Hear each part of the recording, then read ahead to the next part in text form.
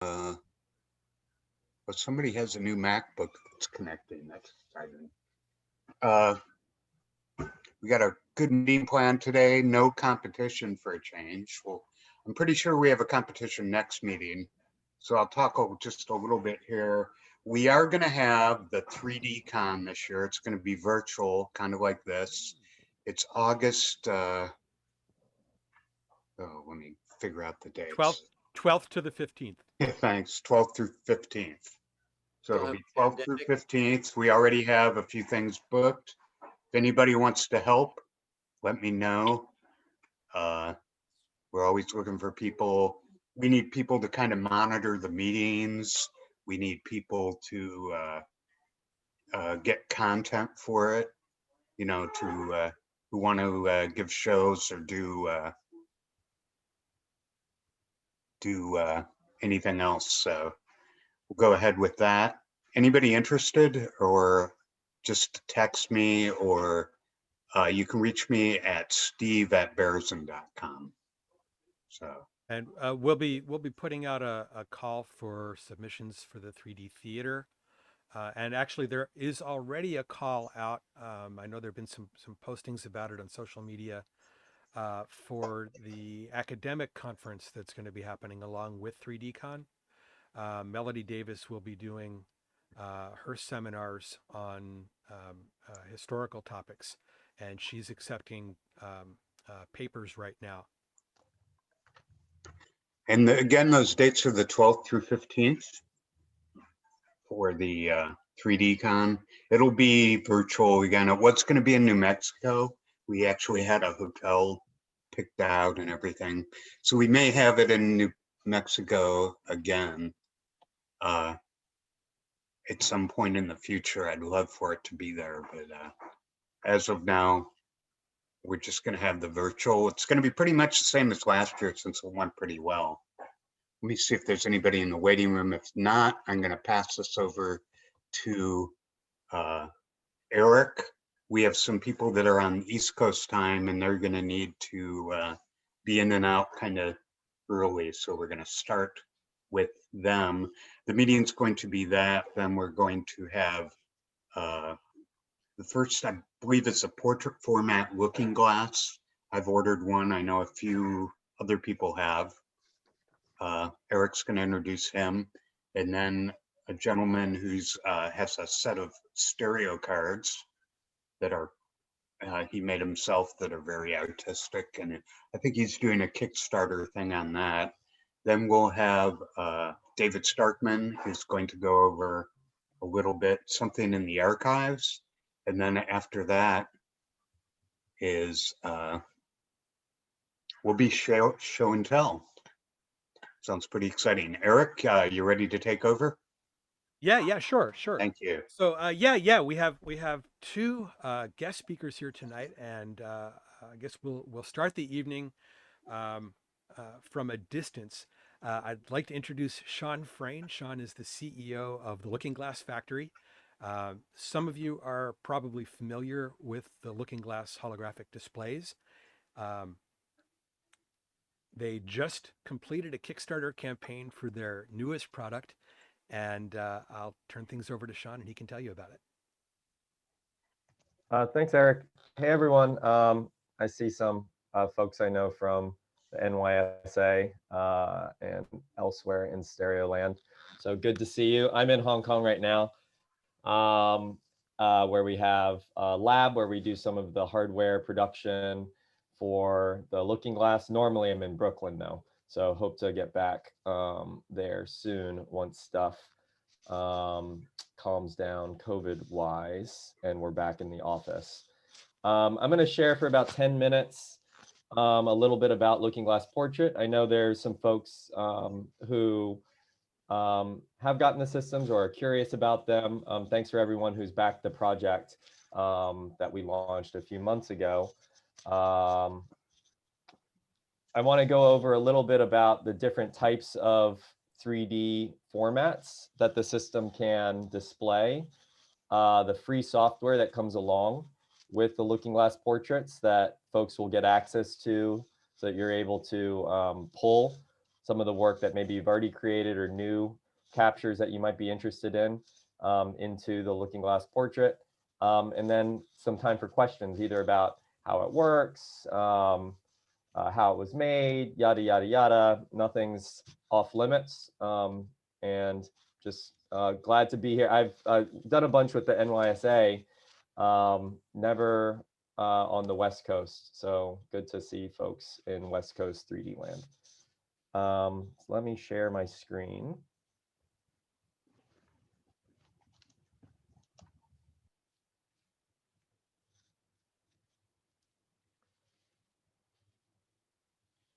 Is that coming through for y'all? Yeah, I've got it. Okay, cool. So first, a little trip down memory lane. And I know Parallax Shift is on this call and has seen a bunch of the systems over the years. Eric has some of the very first prototypes that we ever made in our chase towards non-headset, group viewable, widespread three-dimensional display. I'm going to share a few prototypes that precede even some of what maybe you all have seen. Here's something that we made in the very early days when we were chasing this dream called the Hypertube. No, we didn't have to get sign off on names from multiple people in the company at the time. So I think me and my partner Alex just came up with this silly name. That is a 3D scan of a guy. His name is Sun, and that's being represented by a bunch of flashing LEDs on LED strips that made kind of this volumetric persistence of vision display, super low resolution, a little bit dangerous. That's surrounded in a with a bulletproof, basically a bulletproof Lexan cage. It did work. We were able to import different 3D models and whatnot into it, but kind of low resolution and not something you want to take a nap next to because it was really loud. Then we thought, oh, okay, we can't have moving parts in the system. Developed a way to scatter light on different, basically different laser etchings on different layers inside of this block. This was a predecessor to some of our other volumetric display systems called Volume and Others, where we're scattering off of physical medium. That's me in there, a live stream from an early Connect.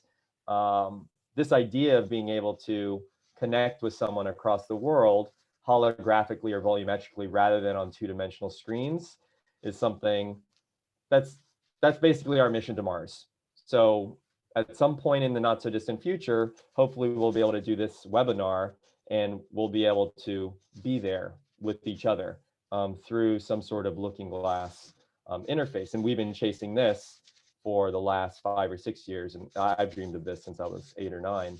So there's an early example of it, kind of like a early, you know, Bell Labs video phone level quality.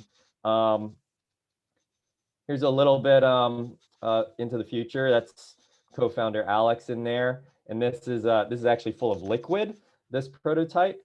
And again, a Connect stream of Alex inside, scattering off a physical medium.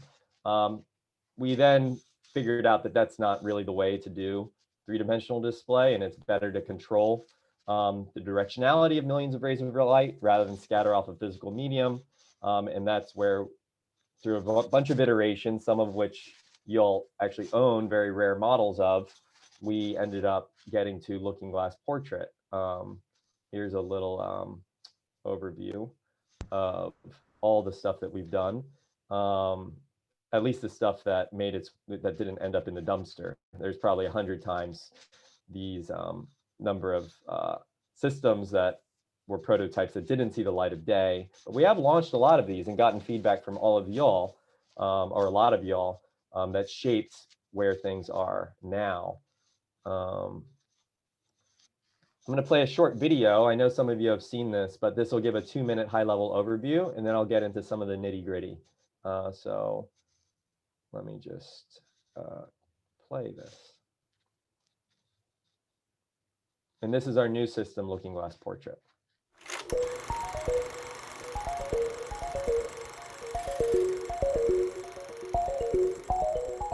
Over the last 6 years, we've developed a new type of technology. It works like a magical looking glass.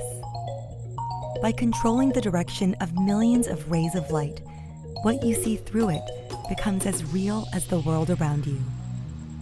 This is the Looking Glass Portrait, your first personal holographic display.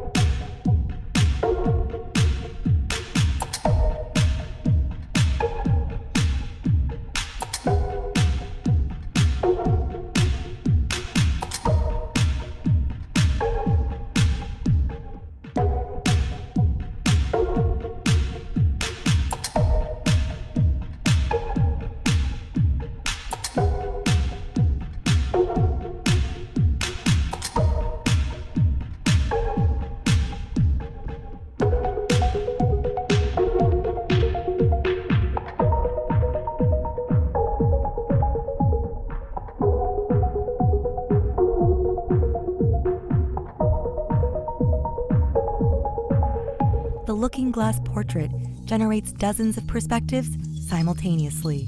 This results in a three-dimensional hologram that floats out of the display, viewable by multiple people. No headsets required. I'm Sean Frayne, and I'm part of the team that created the world's first holographic display back in 2018. And it's all been leading up to this. This is a memory machine, and it's a tool for holographic exploration, and it's a new canvas for 3D creators, all wrapped into one device. This is the Looking Glass Portrait, and it's your first personal holographic display.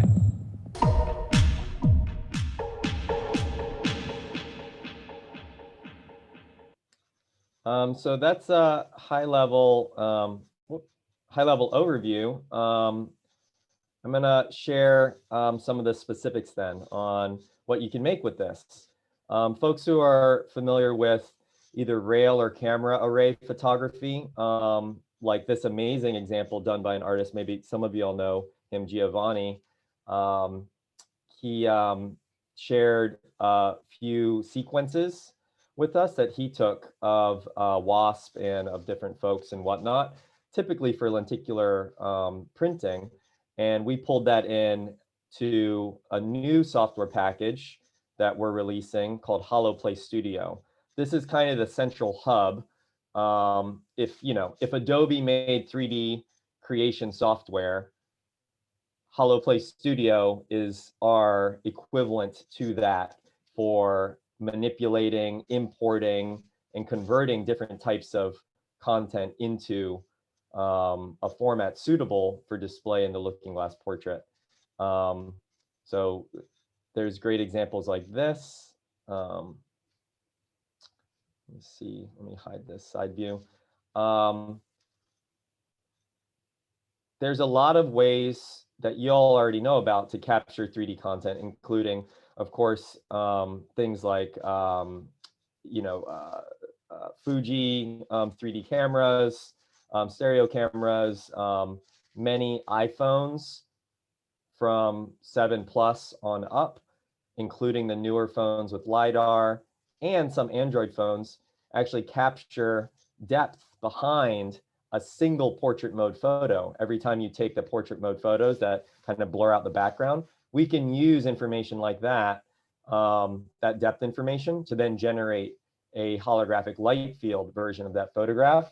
And all of this is done through this new piece of software called Holoplay Studio without any coding. So in the past versions of the Looking Glass, you really needed to be a very committed developer in a lot of ways to create content for the systems. That's now changed. So while the systems aren't for everybody in the wider population, we're hoping many tens of millions of folks can now feel comfortable. If you're comfortable editing a photo in Photoshop, for instance, then the process of getting different types of three-dimensional content into your Looking Glass Portrait or the other looking glasses, because this software will be backwards compatible for those of you who have earlier versions of the looking glass line. That's now intended to be a lot easier. Maybe I said this, we will have stereo support later this year for direct import and conversion of stereo pairs as well. Things like 4K panning videos, which are capturing a number of perspectives. Those can also be directly imported into Holoplay Studio, and a bunch of different 3D model formats are transportable and convertible into the looking glass formats. And this is a very transparent sort of format, just showing a bunch of different perspectives of the three-dimensional scene. So it's not like anything's behind a closed door there. And then we have amazing plugins for some software tools that some of you all may use, like Unity, Unreal, Blender, and what have you. This is kind of what it looks like to use Holoplay Studio, just to give you a sense. So if you took an iPhone portrait photo and you crack open this software on your PC or Mac, get that photo onto your PC or Mac by emailing it to yourself or Dropboxing it or airdropping it or what have you. Then you can adjust some of the aspects of the photo, like the depth, frame it, then you click, then you save it to your looking glass. That's one big feature that we've added to hopefully enhance sharing of three-dimensional content and just being able to live with these holograms that you and others have made. There's a Raspberry Pi 4 that acts as the computer inside of each of the looking glass portraits. So it has a standalone mode that runs without being plugged into a computer for playing back that three-dimensional content. And Holoplay Studio is a way to get that onto your systems. Just really briefly, and I know there may be questions about this, the looking glass is designed for multiple viewers. So it's not an eye tracked or head tracked system. We basically spew out dozens of views into free space. And those are separated by about 1 degree each. And within a 58-degree view cone, in the case of the looking glass portrait, you see 3D. And your eyes are catching different perspectives that are so tight together that as you look around it, as you look around the content, it feels like the real thing, whether that's a real world capture or something synthetic. I already described this a little bit about how easy it is to actually get your first holographic photograph living on your looking glass portrait, which is so different than it was a year or two ago for folks who got our first generation looking glass, and way different for folks who got our early dev kits. So we're really hoping this opens up the aperture a lot more for folks to create great, amazing three-dimensional content for these systems. As I mentioned, one of the easiest ways is with a single shot from a phone. Newer phones can do this even better than older phones. This is something actually sitting on my shelf right out there, this like Lego superhero clock. And I just shot this with the back of an iPhone 12 Pro that has a LiDAR camera. And you can see the quality of the depth map representing there in grayscale on the left that is generated. Then Holoplay Studio automatically, in less than a second, it's basically real time, converts that depth map and that RGB color information into the light field format necessary to display in the looking glass. So basically generating those multitude of dozens of different views. A bunch of us in our team have been sent photos from folks in the community. By the way, if anyone wants to chat about ideas and what have you in this space, we're on Discord. And there's a link to this at the end. And Janet from the team is also on this call. So I think Janet is sharing some of this information in the chat. I can't see that right now while I'm presenting though, but I'm assuming if anyone has questions, Janet is there to field them. So people, that's actually Janet right there. That wasn't timed. So pets, people, all possible with a single portrait mode photo. For folks who want to level up, either you can use your own camera rail. If you do these panning shots with, stabilized cameras on gimbals and whatnot, for lenticular photography or what have you, that works too. We do have a rail that folks can purchase and add on that's sort of optimized for use, but any rail will do. Basically, any 4K panning shot with any camera captures enough information for us to then generate a really, really high fidelity holographic light field representation. Meaning you can actually show things that you couldn't show any other way, like the refraction of light through this magnifying glass in front of Nikki's face in this capture of her at CES last year. Or this one of me, we like magnifying lenses to show this off, which was captured as well with a panning shot with, I forget what this was taken with, but some little camera that could do 4K video, which of course phones can do too, or many phones can do.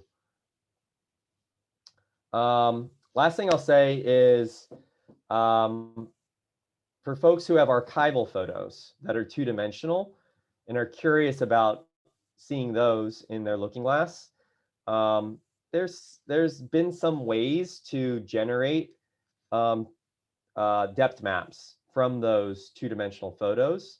We're making available a service as well. This is one of the few paid services in the package. Everything else I just mentioned is free software that comes along with the hardware. But for folks who want to convert archival stuff, like let's say you have a bunch of Polaroid photos. This is me when I was 3, turning 3. My mom sent me this photo. It's scanned in, and then we use this new service that we provide to generate 3D information from that 2D capture, and then we can pull that into the looking glass portrait. You can overlay different effects and whatnot on it with one of the extensions to Holoplay Studio, which we call Diorama. And then here's my grandpa. So it works for stuff like this as well. A little bit dicier for black and white photos from the further, from a little bit deeper in the past, just because the machine learning algorithm that powers this depth map generation hasn't been trained on too much black and white photography, but it's still pretty good, as you can see here. And then here's my grandpa as a young man in front of his motorcycle in my looking glass portrait on my bookshelf. Well, so that's kind of what I wanted to share, and want to be able to take questions here. I wanted to say, if folks haven't gotten a looking glass portrait and you'd like to, we have opened up, it's $100 off right now on our website, which you can go to at look.glass. We also have this secret code that we made available here in case anyone's interested, so you can get free shipping anywhere in the world, I think, until Sunday if you want to hop on. Please join our Discord. Check out what folks are creating already on Twitter. There are a few of the looking glass portrait prototypes out there that folks in the 3D community have, like Masuji Suto, who I know a lot of us view as a 3D god, including me. He's amazing. He has a system, has been making a lot of amazing work already in his looking glass portrait. So we're sharing some of that stuff on Twitter as well. And I guess that is what I wanted to share. Great. Thank you so much, Sean. I can't wait to get mine. I was one of the backers in the first 48 hours of your Kickstarter. I'd love to open this up to questions. I know there were some people posting things in the chat. If you've got a question, why don't you should be able to raise your hand if you go into. Well, I have a question. Okay. I mean, it's the basic magic of this. What is it about the digital camera that gives? Why does your iPhone give you digital information? Why the 3D, the depth map information? Yeah, it gives you a depth map apparently, right? Yeah, it's like crazy. Why does it do that? I mean, how does it do that? What's it there for? It's this crazy secret hidden thing that's hidden behind the JPEG photo that we're all familiar with. And the reason that this has been around for a few years, just lurking in the background, is to add depth of field effects, similar to what you would get with a DSLR camera, but done synthetically with these newer phones, so that you can blur out the background. And that's all there is to it. That's the main reason for it. And so they needed to know what's in the foreground, what's in the background, what do we blur, what don't we blur. And so cameras with multiple lenses, and in some cases with machine learning algorithms that can just say like, okay, I've seen a bunch of photos like this, so I know this is in the foreground and this is in the background, so let me calculate a depth map from it.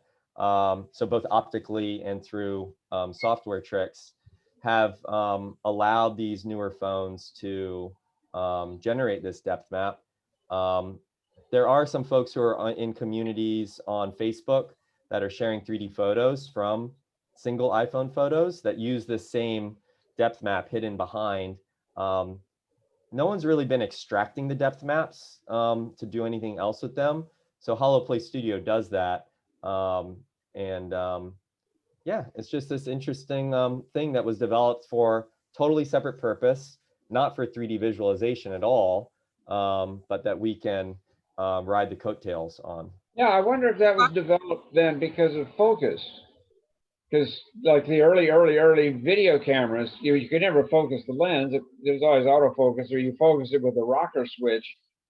And then I realized later, of course, the chip is this big.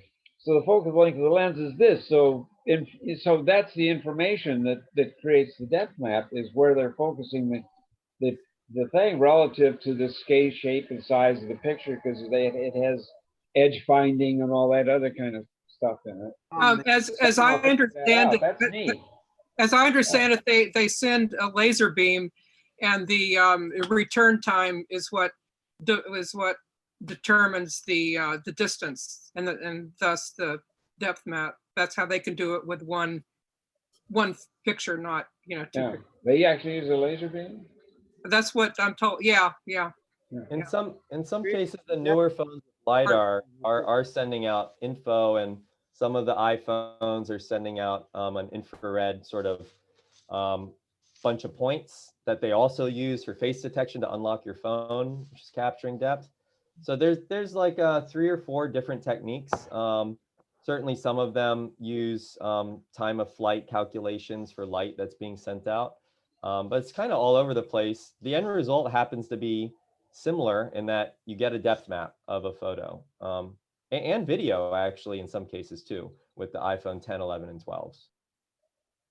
We had a question in the chat asking what the workflow will be to convert side-by-side stereo pairs for display. I know a lot of the people on this Zoom are stereo photographers and would love to see their work on a looking glass.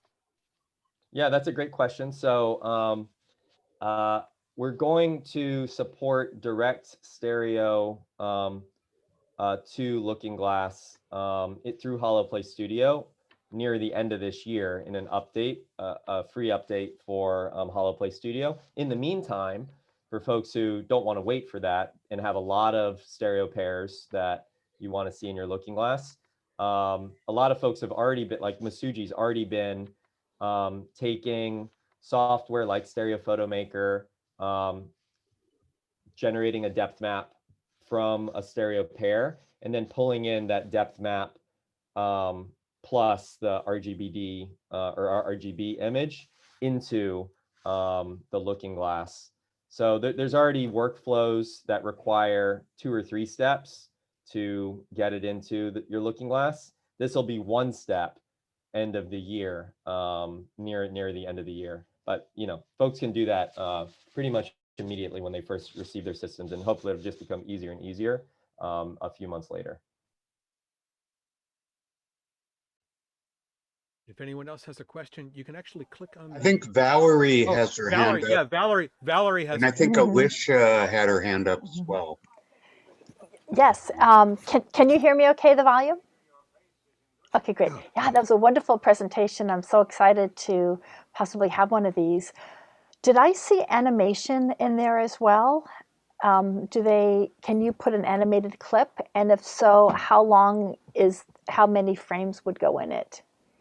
Yeah, absolutely. So the system is fully capable of video output, both in what we call standalone mode. So when it's running stuff that's stored on the internal memory and playing back just when it's plugged into wall power or whatever. and also in what we call desktop mode. If you've plugged your system into a PC or Mac and you want to run an application or a game or whatnot that's been designed for the Looking Glass, which some folks are doing.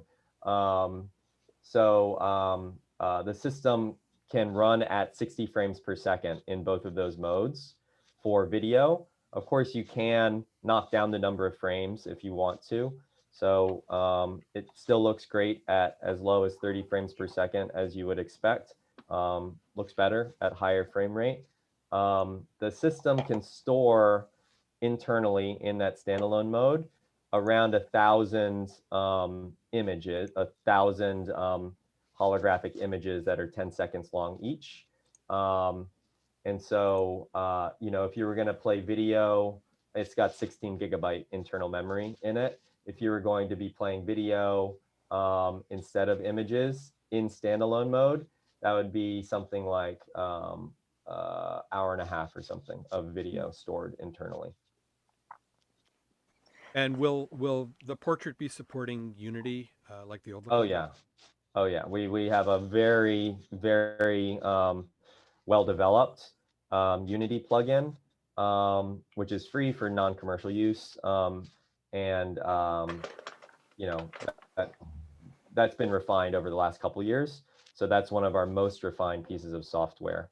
And so anyone who's familiar with the prior generation of Looking Glass and use their Unity SDK, it's even better for Looking Glass Portrait in this next generation.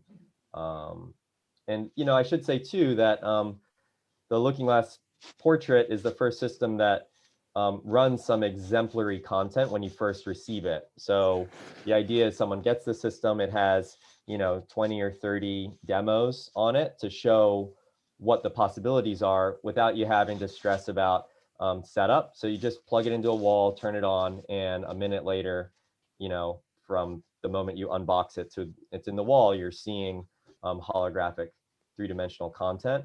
And that includes static photographic content, and it also includes some dynamic moving content like people dancing, abstracts, flying through clouds, things like that.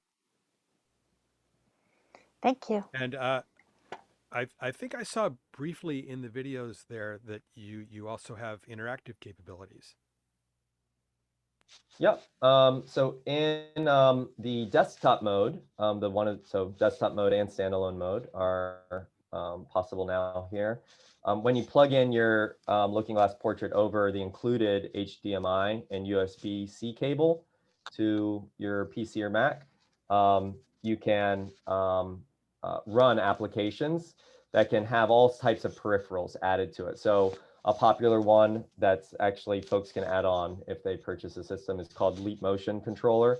And this is an upward facing grayscale stereo camera, basically, that's tracking the location of the joints of your fingers. So you can interact with content. Now that's only for purpose-built applications that someone has designed to use that particular peripheral.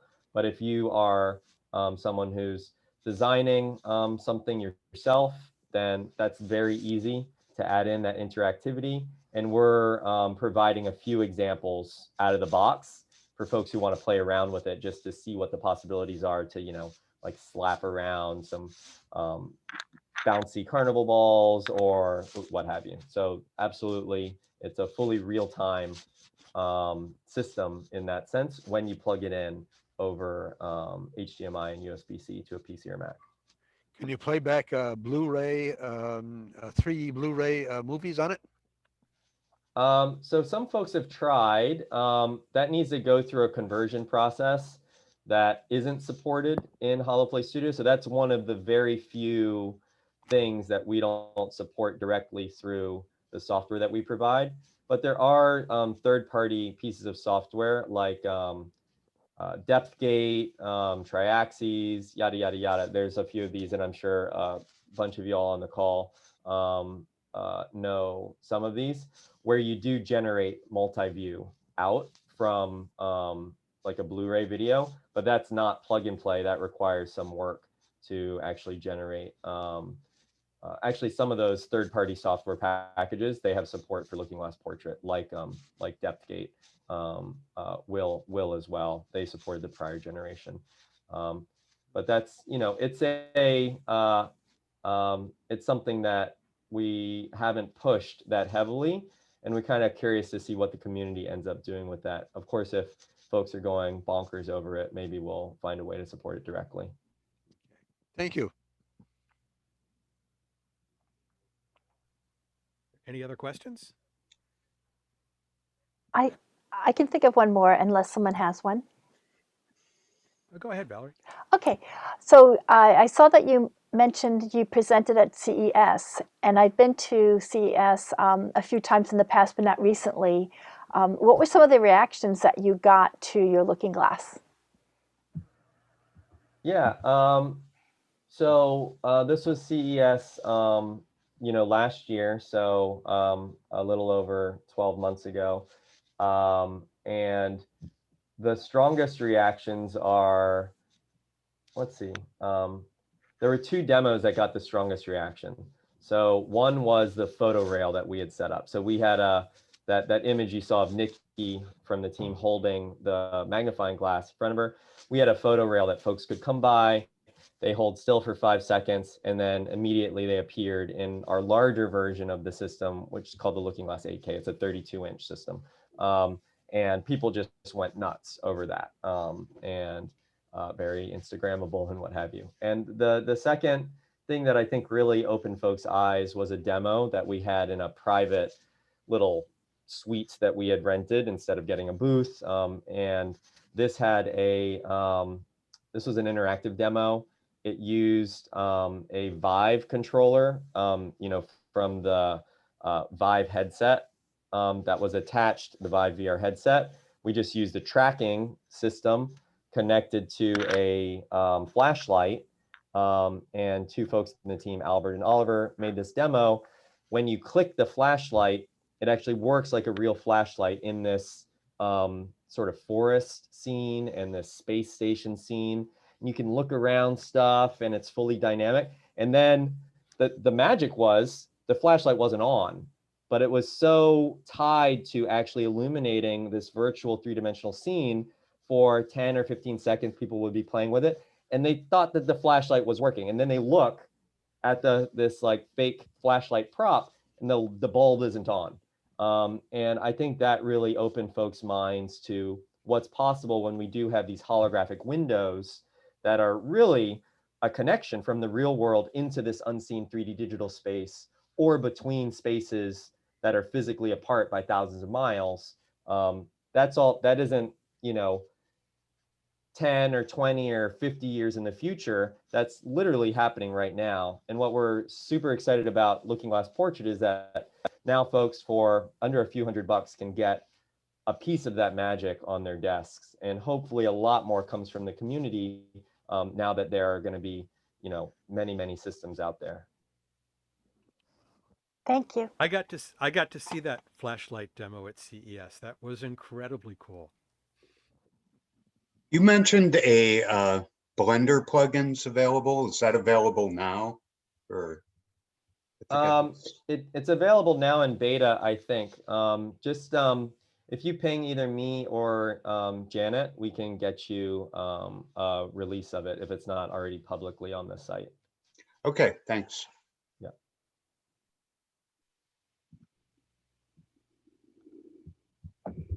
Does anyone else have a question for Sean? No, I don't see any more hands. Oh, okay, I saw. Well, let's get.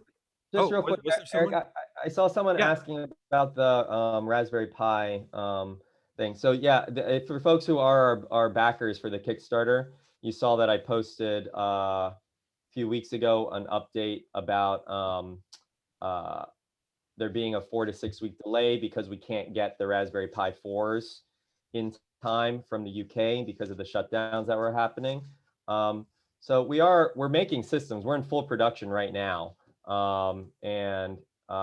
We actually made the first couple hundred systems, and we're just like cranking them out now. The machine is running full speed, but you know, there is this 4 to 6 week delay for getting folks systems from whenever the promise date was on your backing level, whether that was, you know, March or April or May or whatever, or what have you. So that's still very much in play. We're trying to push hard to get some folks systems earlier than that, if possible, but we can't make any promises there. And there's no change to the news on that in that respect. So we're still tracking to that update that I posted a few weeks ago. That update was to what site, website? So we initially launched the Looking Glass Portrait on sort of pre-order site, Kickstarter, and that campaign has ended now, but that's where we posted that update. For folks who purchase new systems from the website, you'll see what the delivery times are there. I think it's listed as, I forget what the listing date is now, but you'll see that transparently on the system. But I needed to update folks because the date that we had targeted, which we always hit usually, slid by 4 to 6 weeks because of this Raspberry Pi 4 issue. But it doesn't look like that's changing. And I'll, if anyone has more questions about that, you can ping me, and we're very transparent about this type of stuff, and we'll share any news there. But we're cranking out systems now. And if people want to keep up on the latest Looking Glass news, can they follow you on social media? Yeah, Twitter is where we have the most activity publicly. Janet, if you don't mind posting our Twitter handle so folks can find that. And then on Discord is where a lot of folks are sharing ideas. We'll post that link as well for sort of live sharing of content and whatnot.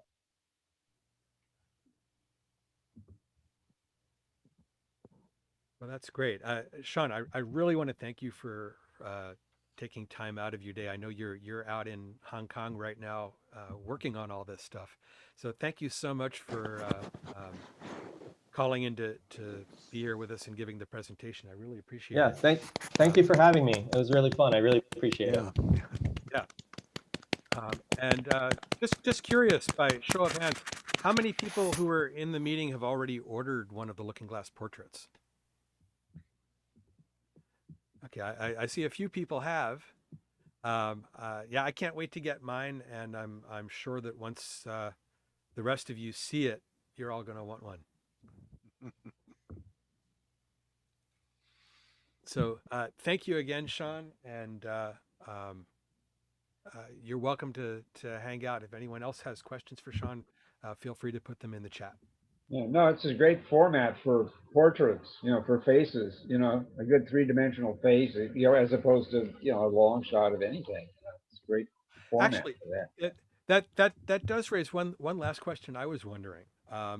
The original Looking Glass was a landscape device, and obviously this one is in portrait format. Any chance in the future of doing a landscape model using the same technology that's in the portrait? Stay tuned. Okay. Great. Well, thank you so much, Sean. Yeah, thank you. Or just do everything sideways. Yeah, turn your W3 side. It'll be perfect for the Loreo. Anybody use the Loreo attachment? Sticking it on a SLR, that's half frame. Or old Bolex 3D movies. Yeah. Okay, who we have next, Eric? Next, I'd like to introduce Chris Sickles. Chris is based in Indiana. He is an artist and stop motion animator.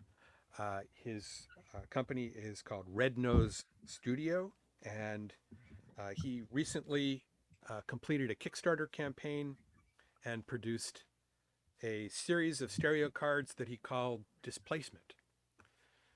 So I'd like to turn things over to Chris, and he can tell you about his project.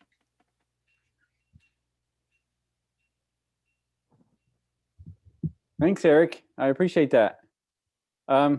I appreciate everybody letting me come in and join the meeting today. This is fascinating. I really loved what Sean had to share. I feel like I'm about 130 years behind Sean, but it's like traveling to the future, listening to what he was talking about. So I'll jump right in. I'm relatively new to 3D. I've only been experimenting with three-dimensional or stereographic photography for about probably about 10 years now.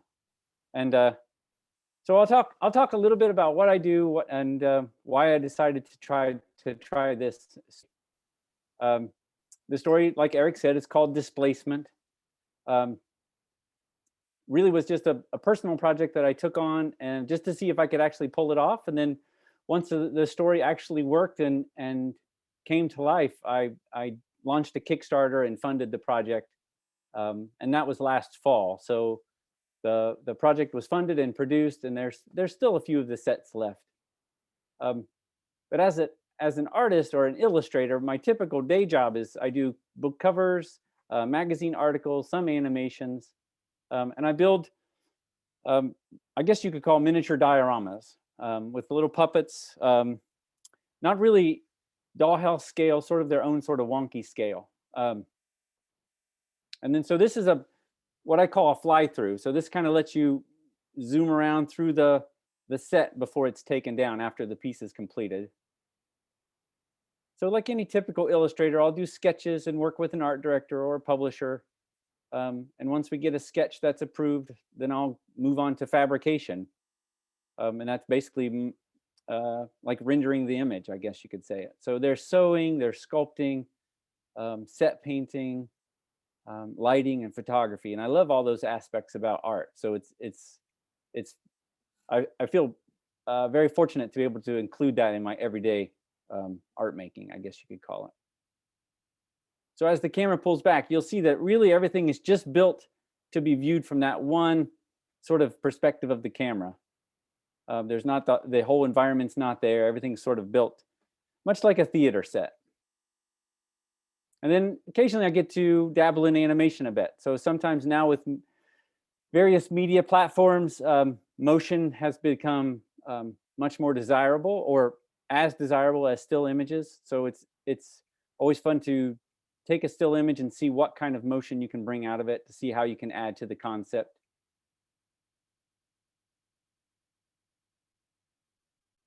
So a lot of these are short little loops.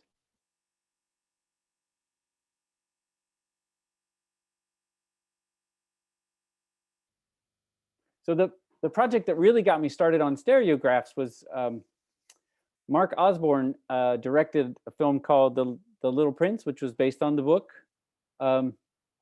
And very early on in the development, they knew they wanted to include stop motion and CG animation, and they weren't exactly sure how those two worlds were going to be folded together. So they brought me in to do a couple character designs based on the original drawings.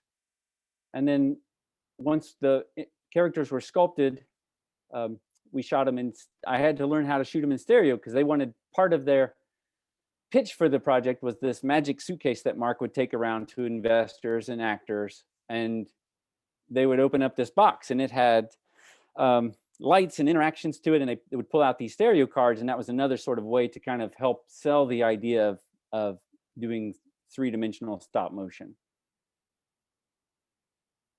And I wasn't the artist that was picked for it in the end. That's Alex Uhas, who created, I don't know if you've seen the film or not, the worlds and the characters were all created out of paper. So they had this very great tie to the physical paper of the book, but then also just the way that the drawings were. The paper just seemed to be a very efficient way to capture the sort of ethereal quality of those sketches, those original drawings. But so that project really sort of got me intrigued about stereo photography and how it may apply to my work down the road. So just a few years ago, I realized that what I had already built could be photographed in stereo quite easily just by shifting the camera.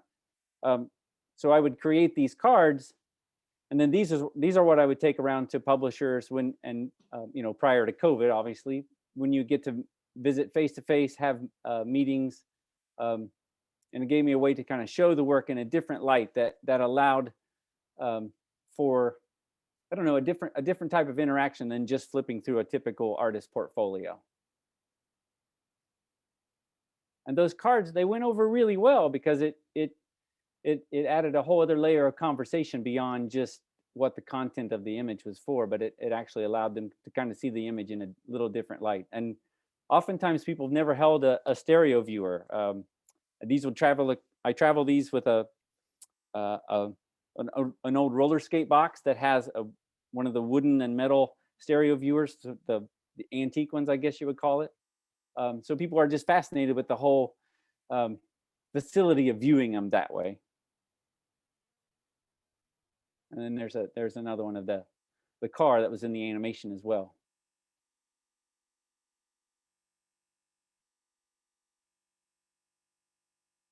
So oftentimes when I'm working on projects, I'm doing research. I'm whether it's visual research or historical research. And there was a project about airplanes I was working on, and I came across this odd series of photographs of these airplane crashes in trees. But it was this one image in particular, there was just one tree. And I don't know I don't know if it was they were doing like crash tests or this was just a freak accident. But I was intrigued. So it didn't apply to the project I was working on at the time, but it came back in my sketchbooks. I was trying to figure out how I could apply that to a story and what would be the characters in that story. So oftentimes when I'm doing projects, it all starts with these scratchy little drawings and these little notes. And I'm trying to explore who these characters are, why they do what they do, and how they would interact with each other if they by some circumstance ran into each other. And that's how the story of Displacement sort of came about. And it's basically a story about a restless traveler, a resolute woodsman, and a resilient owl. And it's told through a series of about 17, I guess 18 total stereographs. So much like a picture book.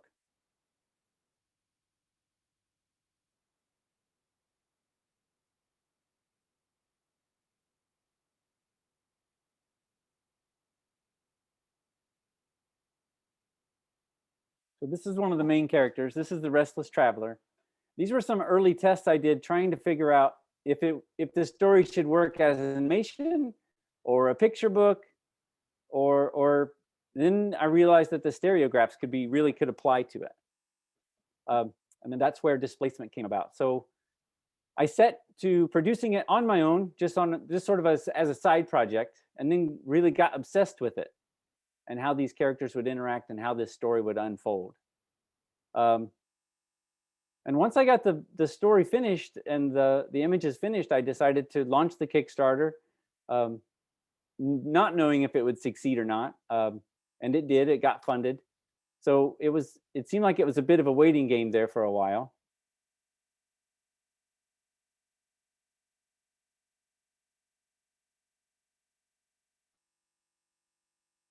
So some days you never know exactly if it's going to work out or not. And then this is the final product. So it's a paper box it was photographed from a leather box that I carry my puppets around in when I do visits. So it has that same sort of worn patina on it. And we played with some debossing. And it's like I said, it's just a limited set. There's only about 400 that were made. And it comes with a little light owl viewer from London Stereo. And so it's sort of a self-contained little, 3D storybook.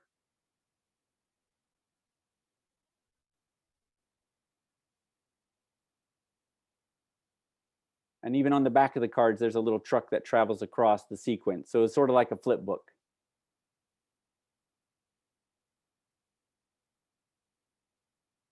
And I just wanted to say thanks for your time. And I appreciate you letting me chat about that project a bit. I'm open it up to any questions if there are any questions or curiosities or whatnot. I'm happy to answer any questions I can. Can I ask a question? Sure. Hi, Chris. My name is Abe Pearlstein. I was very fortunate to have worked with Art and Joe Clokey on some late period Gumby and Pokey projects. I convinced them to let me shoot some of it in 3D, which I did. I think some of the club members have seen this stuff. It's a long time ago. Your work is definitely on that same level, and I highly recommend that you go forward in doing the animation, whether it's in 2D or 3D. It's really great. It has such a great look. You could love to see like a short film. That would be fantastic. Thank you. I appreciate that. That's all I wanted to say. Thank you.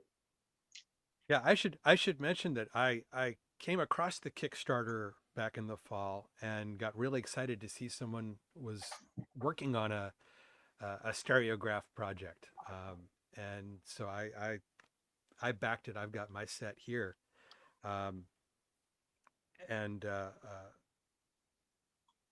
you know, I was curious how inspired you were by the ViewMaster sets that were done, you know, back in the 1940s and 50s that were photographed diamonds. Yeah, I've obviously those were my first. I would say the ViewMasters were my first sort of exposure to stereo photographer before I even knew what I was going to do as a career. You know, as a kid, we would see those where it was pictures of going to the view, or if it was or the zoo, or some of the more like Hanna-Barbera type viewfinders that you would see, or ViewMasters that you would see. So that definitely plays a role into it. And I think even at one point there was an artist that sent like a portfolio that he had did with the ViewMaster and the reel and everything. And I thought that was really fascinating, that those were something that you could have, you know, fabricated or made. So that definitely was an intriguing. And when I talk about displacement to a lot of people, that's what they really relate to nowadays. The older viewers are sort of out of their context a bit, but the ViewMaster reels are really what are the things that people gravitate towards, for sure.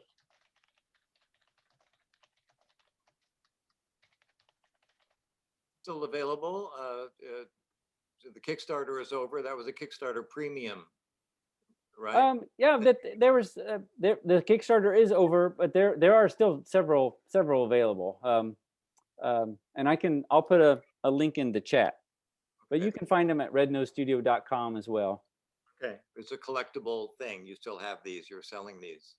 Yeah. I just it's just me that I pack each one and sign each one and send them out. But and is that the final output? Was this set of stereo cards, or does this story exist in other media?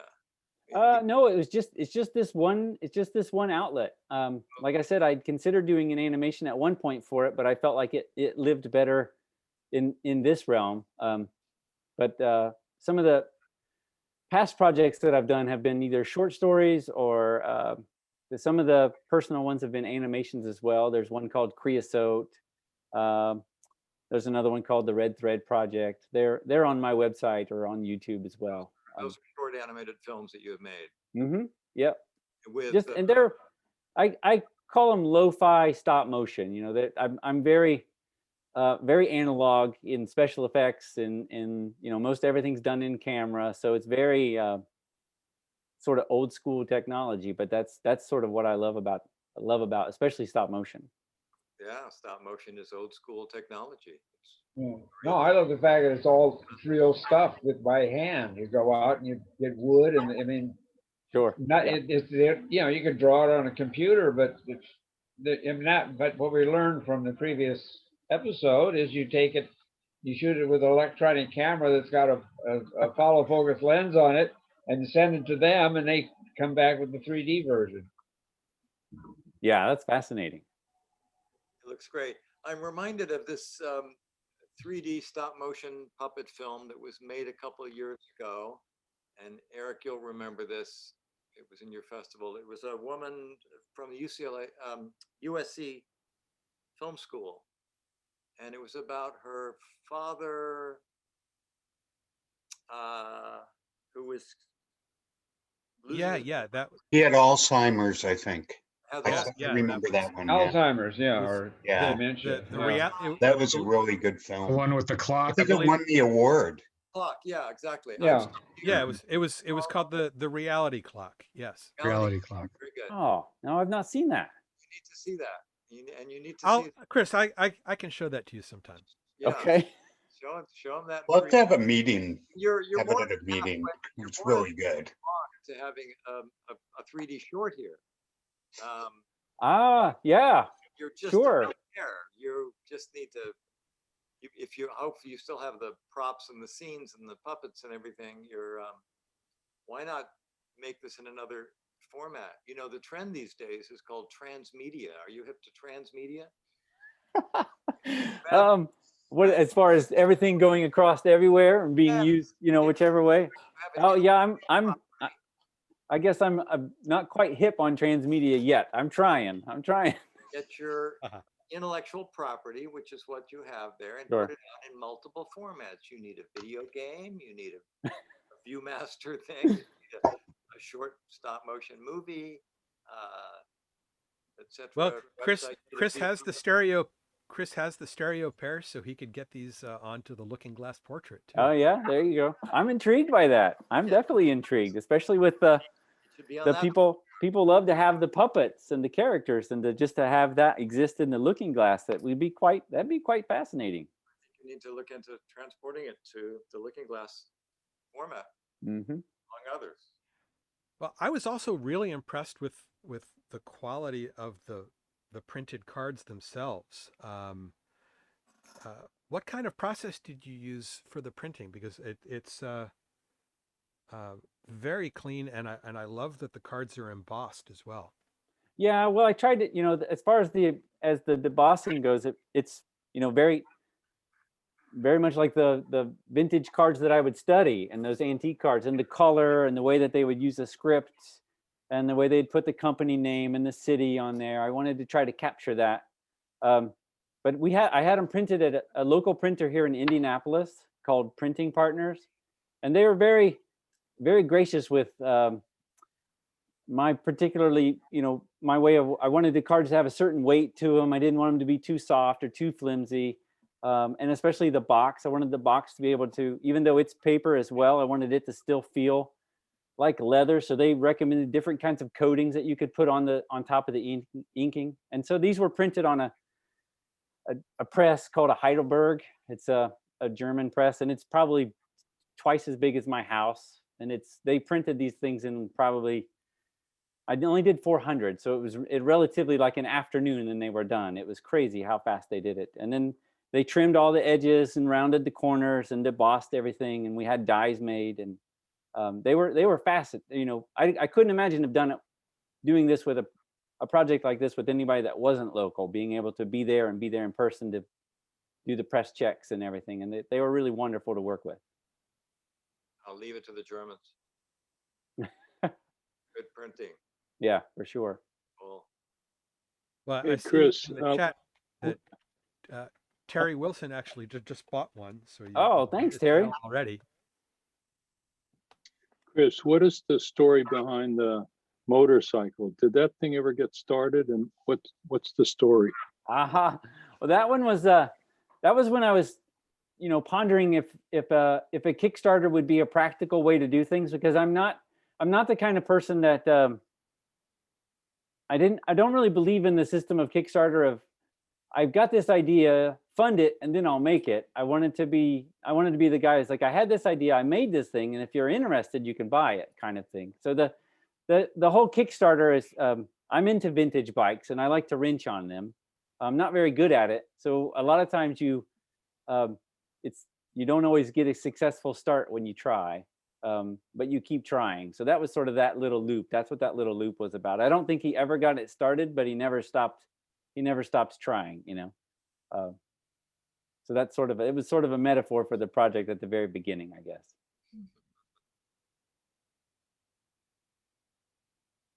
And what future projects do you have planned, and any further 3D projects? I'm curious about the 3D motion. I'm trying to figure out exactly how to do that. And I've talked to a couple other animators that have done some, and every conversation I have with them gets way out of my brain spectrum really quick. So I think I'm just going to have to just try a few little short things and just see how it goes. But that's definitely on the horizon, I feel. Right now I have a children's picture book that I'm working on. It's not in stereo. It's just a typical picture book, and some book covers that I'm doing, just with just typical work.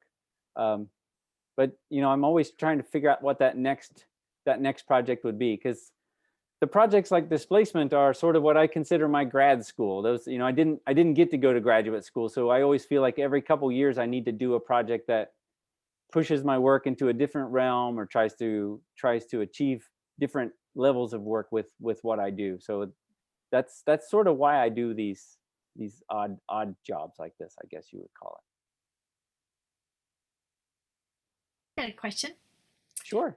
Chris, I looked at your website last night. I thought it was wonderful. I saw that you sold pieces, and I saw the other pictures that you worked on, and you had a video that showed where you live and your workshop and just what you collect. And I would love to hear more about your journey to be an artist, because you talked about when you were growing up, you utilized fixing things. And how did that play a role in you developing as an artist? Oh, thanks, Valerie. That's a great question. Well, I grew up on a small family farm here in Indiana. And we didn't really have the funds or the means a lot of times to fix things properly. So you kind of had to fix, things around the farm with what you had on hand. And my grandfather in particular could fix just about anything with what they would call baling wire, which was just a simple steel wire. He could mend anything with that. And at the time as a kid, I almost despised it because I felt like he never fixed things right. And I never understood that it wasn't that he wasn't fixing things right. He was just fixing things with what he had at the time to get things done, So I now every day in my work, I always use wire one way or another, and I always think of him and how he made do with what he had. And I feel like as an artist, I do a bit of that where I collect junk and bits and pieces, and a lot of times with my projects, timelines are really short. So there's sort of a pressure to complete things on tight budgets and tight timelines. And you probably don't always have the means to do it probably what some people would call properly. So, but I feel like sort of working with what I have on hand with my hands allows me to solve problems in ways differently than say if I had a whole team of people and a budget and a facility. I feel like there's little magic things that happen that way. So I think as far as my growing up, I think that's one of the biggest things that contributes to what I do on a daily basis. Thank you. Sure. Thanks for the question. Intrigued with this thing that I see over your shoulder behind you, this set. Over here, or? Yes. That's. Yeah, Castle of Tangled Magic. Oh yeah. So that's my tripod, and I'll put the sketch on the tripod. So as I'm photographing and framing the shot, I keep referencing to that drawing to make sure that I got the layout right for everything. And then you'll see behind it is the set. They're usually tabletops. So they're, about 4-foot tabletops that I use, and then painted backdrops. So most everything is pretty small scale, partially because of my space. I'm just in like a 2-car garage, which is small but bigger. I used to live in Burbank, and I had a second bedroom, and I think my drawing table took up half of the bedroom. So trying to do 3D work there was a little more difficult then. But so I got a little more space here to stretch out. But yeah, so that's a typical setup. And you'll see the tripods. I'm tripping over tripods and light stands all the time. So is that from a different production or a different story, or? Oh yeah, so that's for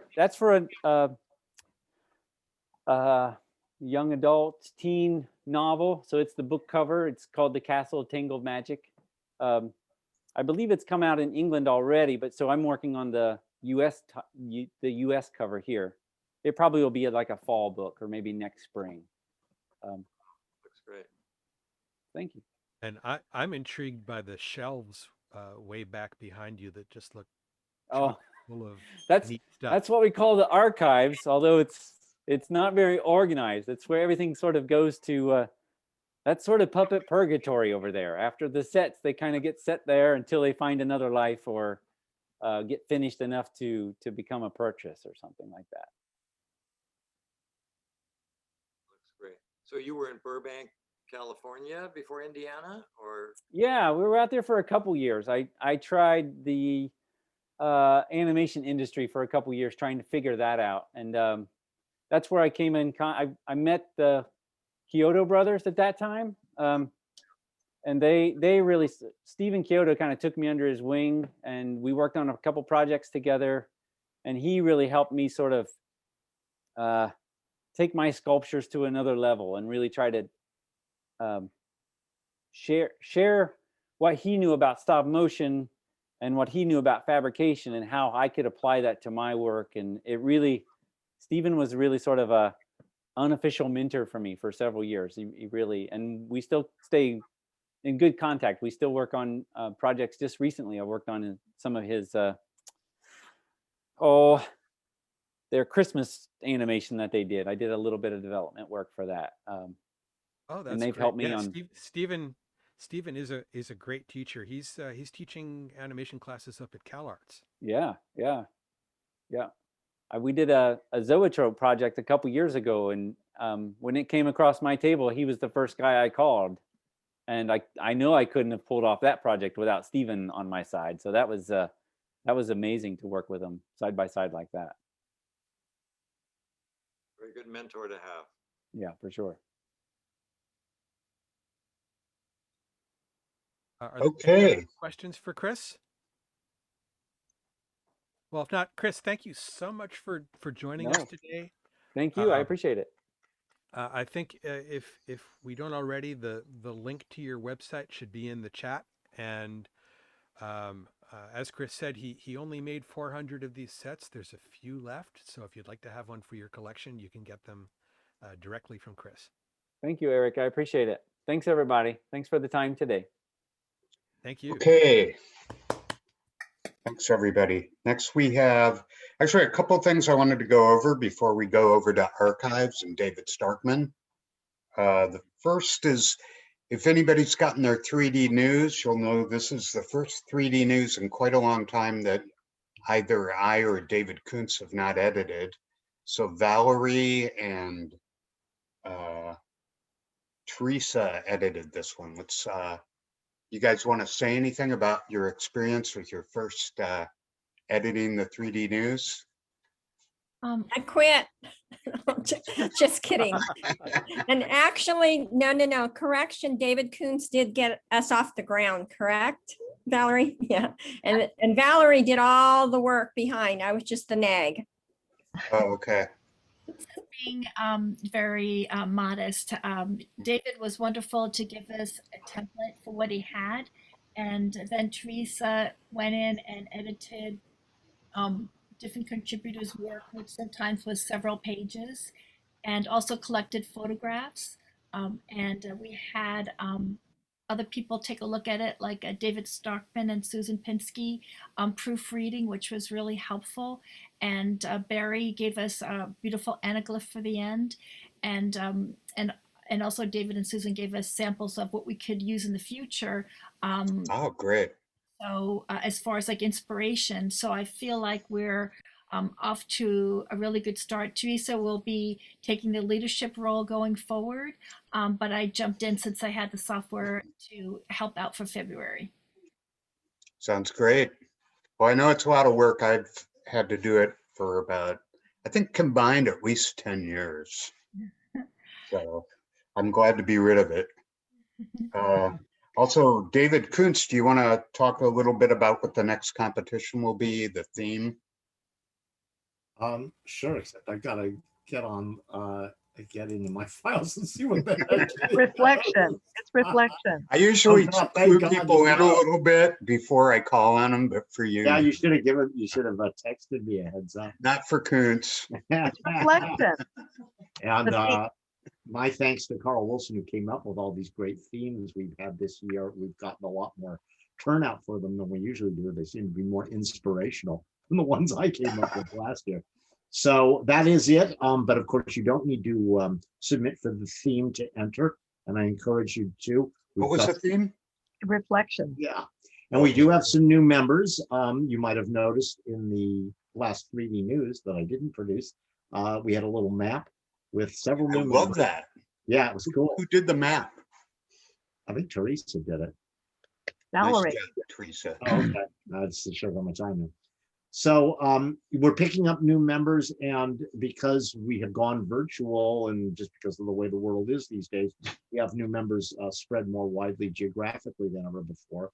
And it's easier for them to enter than ever before. So I encourage all the newbies to enter, and I encourage everybody else to enter, people that have been in the club for decades that are entering. I encourage them to. We've actually we've got a nice group entering, but I would love to see more people in the B group. And Valerie, are you still doing anything to reward people? We should thank Carl Wilson for sponsoring Gordon, one of our newest members. That's really nice. Yes, thank you. Yeah. No problem. Valerie, are you offering anything for B group and first-time B group entrants or not anymore?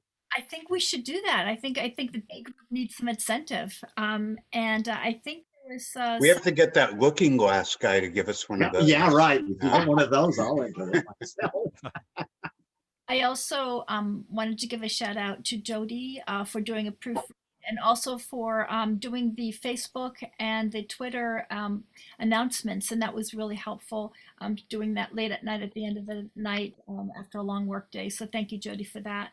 And then also Steve for your president's letter. So everybody kind of came together and we got it done within a 3-day period. So thank you. Yeah, you'll have more time next time, but yeah, the change between your first draft and the actual release was really good. I mean, the first draft was good, but the final release was really good. I was very impressed. So you guys did a great job. Oh, it's all Valerie and David, I promise. Okay, we'll do more work next time then, Teresa. Okay, I'll try.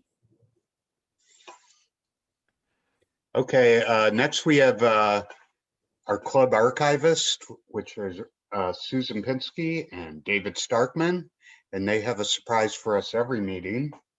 So today they're going to go over the archives. Go ahead, David. It's all yours. Well, okay, and Susan, feel free to add.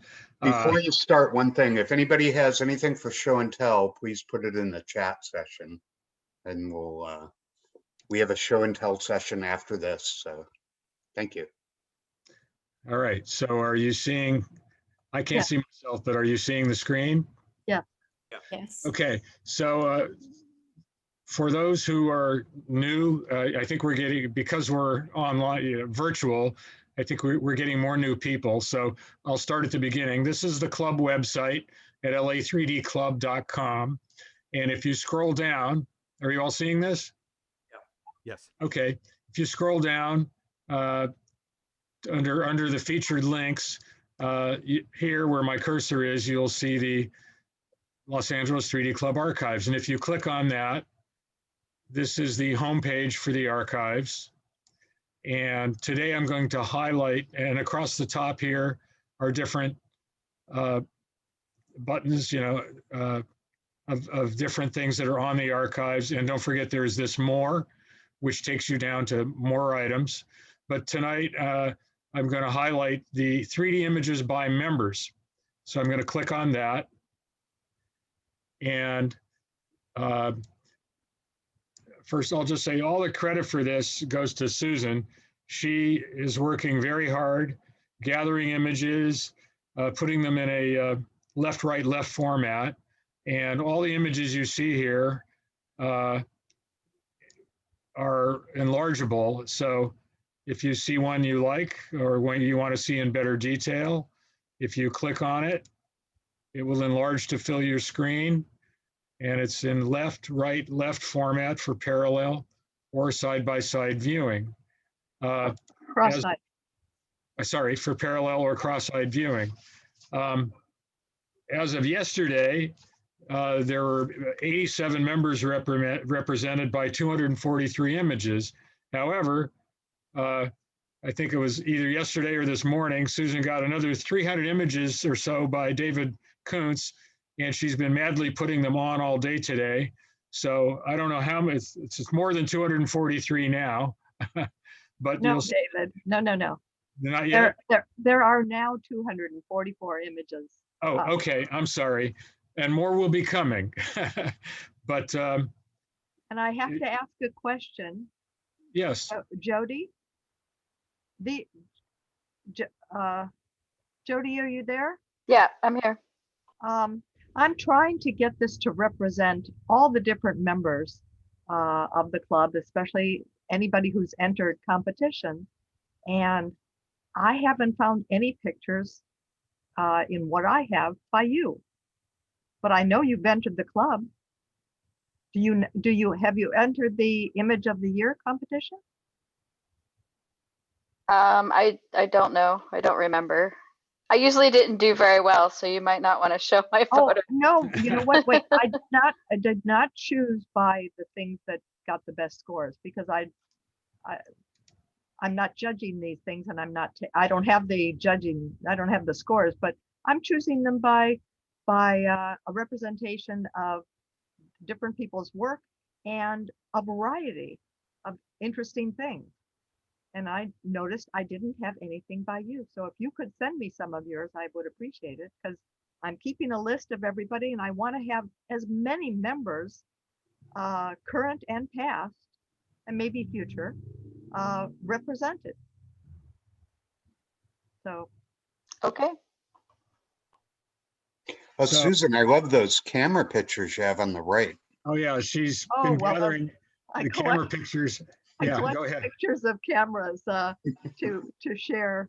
I take them off of the people's sites, and anyway, I love to show the variety, because people think there are only a couple of different old stereo cameras out there, but there are thousands. Yeah, and then let me add, besides the cameras, so those current members, or those who have not been in the club for a long time, you'll see a lot of names you may not recognize, because these pictures go back all the way to the 1950s. For example, here's a picture by Carl Struss, which is back from the 1950s. He's actually a famous cinematographer. He was a cinematographer for the silent movie Sunrise, which was the first Academy Award, I believe, for cinematography. And he was a club member back in the 50s. And this was from the club archives, shot during the filming in Italy of a film about Cleopatra with Sophia Loren. So you will see pictures by lots of people. This is an old favorite of mine. Tim Cardinale was a club member back in the 70s and 80s when we were there. And that's Tim actually in the photo that's being cut by a stereo realist cutter. And he was very clever. Anyway, so the pictures you'll see here go, all the way back to the 1950s, and we still need more recent stuff. But like I said, there's a lot of stuff here, and this is what we're highlighting today in the archive. And I'm sorry, I'm just scrolling by quickly. I don't want to take too long. Great But stuff. Lots of there's a great lot of stuff. wonderful photos. Again, I love that when you see a picture you like, you can just click on it and see the enlarged version. And the resolutions, at least on my screen, looks pretty darn good. And so that's the archive. And if there are any questions for me or Susan, we'll be happy to take them right now.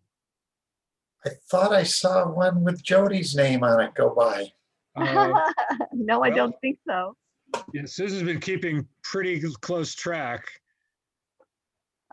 Dan, I have a list. I actually went through and made a list because David thought it was looking a little bit like too much of our pictures by David and me.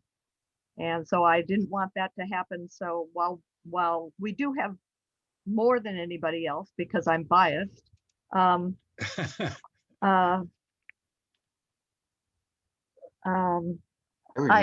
know I have a list of all the people who are there. I love this one, Eric. But there just are fabulous images in here. Your classic PSA, Photographic Society of America shots. Yeah. There's and one of multiple exposures. That's got to be a David Koontz. That's David Koontz. Yeah. Didn't David Koontz just say that? Yep. Yep. There's his name. Here. So Elliot Wegner was way back. This is back probably in the 60s, 1960s, maybe 50s. Kodachrome. Yep. Got to be Kodachrome. Oh yeah. Yeah. I mean, we joined the club in 1977, and here Mervule, this is back from the 1950s. This kind of glamour shot was really popular for a while. And, you know, when we joined the club, Kodachrome was probably the most popular film that everyone was using. And Eddie Lips was a nice guy. He was a club member. He was a real Disneyland fan. He belonged to Club 33, if any of you know what that is. Oh, yeah. I wouldn't know a thing about it. Right. Have you ever been there, Carl, to Club 33? Oh yeah, as a matter of fact, in my years as a magician contractor for Disney, I found myself in Club 33 frequently. Wow. One of the better events I did there was Roy Disney's birthday party. Wow. Oh wow. Yeah. We've never been lucky enough to even see what the place is like, so we envy you. Yeah. Well, I became good friends with the general manager, and my wife and I had annual passes, and so I just surprised her one day when we were in the park and went up and pushed the buzzer and, you know, said, "Hey, tell the manager I'm here," and they let us in, and she was pretty freaked out. Good times though. That was great. Well, I did check on it, and the last time Jody entered was September 2016, and she didn't put those slides in the Image of the Year competition, so they weren't supplied to you in that batch. So I'm not sure why I'm being called out in this. Well, because you're a good photographer, and we need you back, and we want you back. So that's it. That's You're why being called out, Jody. we'd love to see you back in. Because you're an active member, and I'm trying to get everybody who's active represented in this thing. Pick out a personal favorite. Especially if they're good photographers, and you're a good photographer, Jody. So We'll love that photo. Yeah. Well, Susan, if a club member wants to send you their photos for consideration, where should they send them? No, all of these slides have been entered in competition. Okay. If they've been entered in competition, I would love to have them to put on here. So they can send them to you directly? Yes, absolutely. So that's a good reminder to have people enter their slides. Another bonus. Yes, they have to have been entered in competition, and doesn't matter what score they got. I would love to have them on here. Do we have any Terry Wilson photographs on there? No, I don't. Terry's been in Terry, where you been? Terry, I don't have Terry's pictures. Why not? Terry, maybe they were pre-digital. No way. Terry. No, yeah, they were pre-digital, but well, no, I guess they were digital, but on the projector, not on the computer. Anyway, I did enter one or two competitions, maybe 4 or 5 years ago or so, and I can send you one of those images. Yes, please, at least one. Please do. All right. Well, there's a Jody Kerwin one there. Yeah, that's Jody Kerwin just went by again. Which Where? Which one? There it is. Jody here Kerwin. it is. Razor's Edge. There we go. My mistake. I accept your apology. There you Yeah. go. Oh, wait, I'm sorry, Jody. I didn't mean to call you out, but yes, you are on the list. And but Eric has like, That's a great shot, Jody. Eric has 7. Thank you. Wild, yeah. All Eric right. enters every competition, so. Yeah, I don't enter every one either, but Jody, is that image of the 3D space? With the It's- barbed wire. Yeah, it's the alley. It's the razor wire above the alley. That's what I thought. It looked like Because that. people really want 3D that bad. no, If actually, it's I a have razor one very, wire, then very people similar want- to it, and it's Dachau. No, but Eric has to protect the museum, you know? Right. That's what I was saying. Yeah. And now I'm ready for a cookie. Yes. Yeah. I forgot about those kind of cookies. Those Yeah. were great. Peanut butter with Hershey. All right. Well, if there are no questions, I mean, I know we should move on, but thank you for all taking the time, and you know, that's give you some idea of what's on the archives. Thank you, David. Okay, we have And Susan. Oh, go ahead. No, and thank you, Susan. That's all right. Sorry. My Thank you, pleasure. David and Susan. Anyways, wait. Valerie, Yes. Ready? you're up next with Perfect. show and tell. Show and tell. One of my favorite parts of the evening. Thank you, Susan and David, for that great presentation. I can't wait to go over that and look at that more closely, all those beautiful images.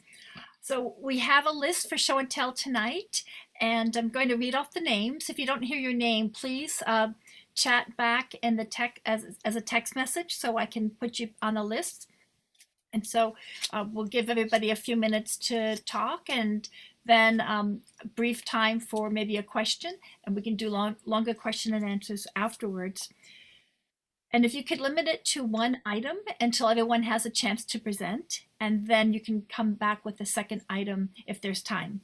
So first off is Chris Cassidy, because we ran out of time for Chris at the end of the last month's meeting. So Chris goes first.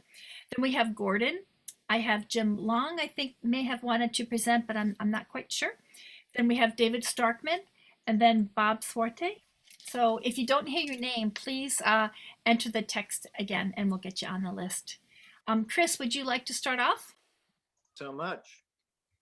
Thanks very much. It's a pleasure to be back in your country again. Thanks for having me. I have an old viewer. I have yet another funky, weird, antique viewer that I found. I inherited this viewer. I found this among my father's possessions, and it's a box that contains 120 stereo pictures. Are you all able to see this? Hold it up higher. Yes, there you go. The stereoscopic atlas of the chick. So, and it's not the chick you're thinking of. It's the cute little baby one. Another Sure, it's chick. not a box full of eggs. This is 1937 on it. And so this was in my father's possessions. And so in 1937, my dad would have been 22 and in medical school. And this is a bit of medical education. Here's 120 cards in here. And in a minute, you'll get out your anaglyph glasses because I scanned a dozen of these, which is 10% of the collection. Wow. It's about 4 days in the life of a chicken embryo. Oh my God. Wow. In 3D. Oh, That's wow. fabulous. Yeah. Wow. So before I switch to the anaglyph version of these, let me just show you. Does it list the name of the publisher? Yes, I think it probably does. There is an identification card here. There's a copyright, 1937, by the California Laboratory Supply Company at the 928 Central Building, Los Angeles, California. The stereoscopic atlas of the chick by J.R. somebody PhD, professor of embryology, and Paul somebody or other PhD research something of zoology. So embryology and zoology. Let me get- Obviously, a very limited Wow, edition. that's amazing. So here is the viewer, and it's very flat. And it lays down and it folds up like this. Wow. And let's see. So you fit the cards in here, and there's actually, Oh, so. Oh, wow. Great design. I love it. yeah. That's beautiful. You slip the Very card cool. in here. Wow. There's a little illustration showing how you want to get this exactly parallel to the photograph, and you would look like that. That's very cool. Are those glass lenses? Yeah, they're glass lenses, exactly. They're in this wire frame. Wow. They're pretty good. Industrial strength. Pretty good lenses, 1937. Beautiful thing. Yeah, they look like those lenses were probably cut from a single lens to get the prism. Yeah, I bet you're right. Yeah, Yeah. because sharp edge on this side. Yeah. So let me switch over to screen sharing, and we'll just get your anaglyph glasses ready. Here we go. And can you all see that? Yes. Yes. Okay, that's the back of the book there, the stereoscopic atlas of the chick. And that's the little card that shows you how to use the viewer the right way and the wrong way. Multi-position and the correctly held position. Well, if it were a phantogram, that first one would be okay. Right. That's right. Yeah. Actually, hey, Terry, that's the viewer you can use for phanograms. You should patent that. Bring it back. Oh, good idea. Yeah. Yeah. I had to clean this up a bit to make it Look, work. it's already called the Terrioscope. Yeah, right. It's missing a Yeah. letter. So this is, I think, the first or close to the first blurry, weird. Now these are funky images. You know, they're probably taken with a microscope, and there's the paraxial mesoderm is beginning to form, and the neural plate is emerging. The boundary between the area pelliculus and now you see the neural plate is getting a little bigger, and what else? There's the yolk sac, Are and we going to be tested on this? yes, and the amnion fluid is leaking out. There's the cut edge of the amnion sac, and it's pretty weird. It's like a baby. Yeah, it's looking very H.R. Giger. Yeah, I was gonna say this reminds me of Alien. Yeah, there's some face hugger kind of stuff in here. But Yeah. this is a common chicken, the kind you'd find on your sandwich at McDonald's. And you Not know, my sandwich. look at all the work they did here. They painted these little lines, you know, in 3D. So somebody used white ink. They had to cut out 2 copies of these words and stick them in here. It's remarkable that there isn't more retinal rivalry, considering this is hand painted little lines with white paint or something like that on these photographs. Oh, well done. Yeah. And Wow. that's got some real depth to it, huh? No kidding. Fourth parenchymal glenal pouch, the larynx, the lung bed, the dora something or other. I'm never eating another chicken. No. But I don't eat chicken, so it's easy for me to say. This is how you might start out med school. That last one looked like a Georgia O'Keeffe picture. Yeah. Yes, it does. Some kind of suggestive imagery in here. You know, it's organic, and yeah, organic things all look the same. Gordon or an octopus. Yeah. Look at those vessels feeding that. Wow. Yeah. Wow. And there's 120 of these pictures. That's How did fascinating. how did you come by these?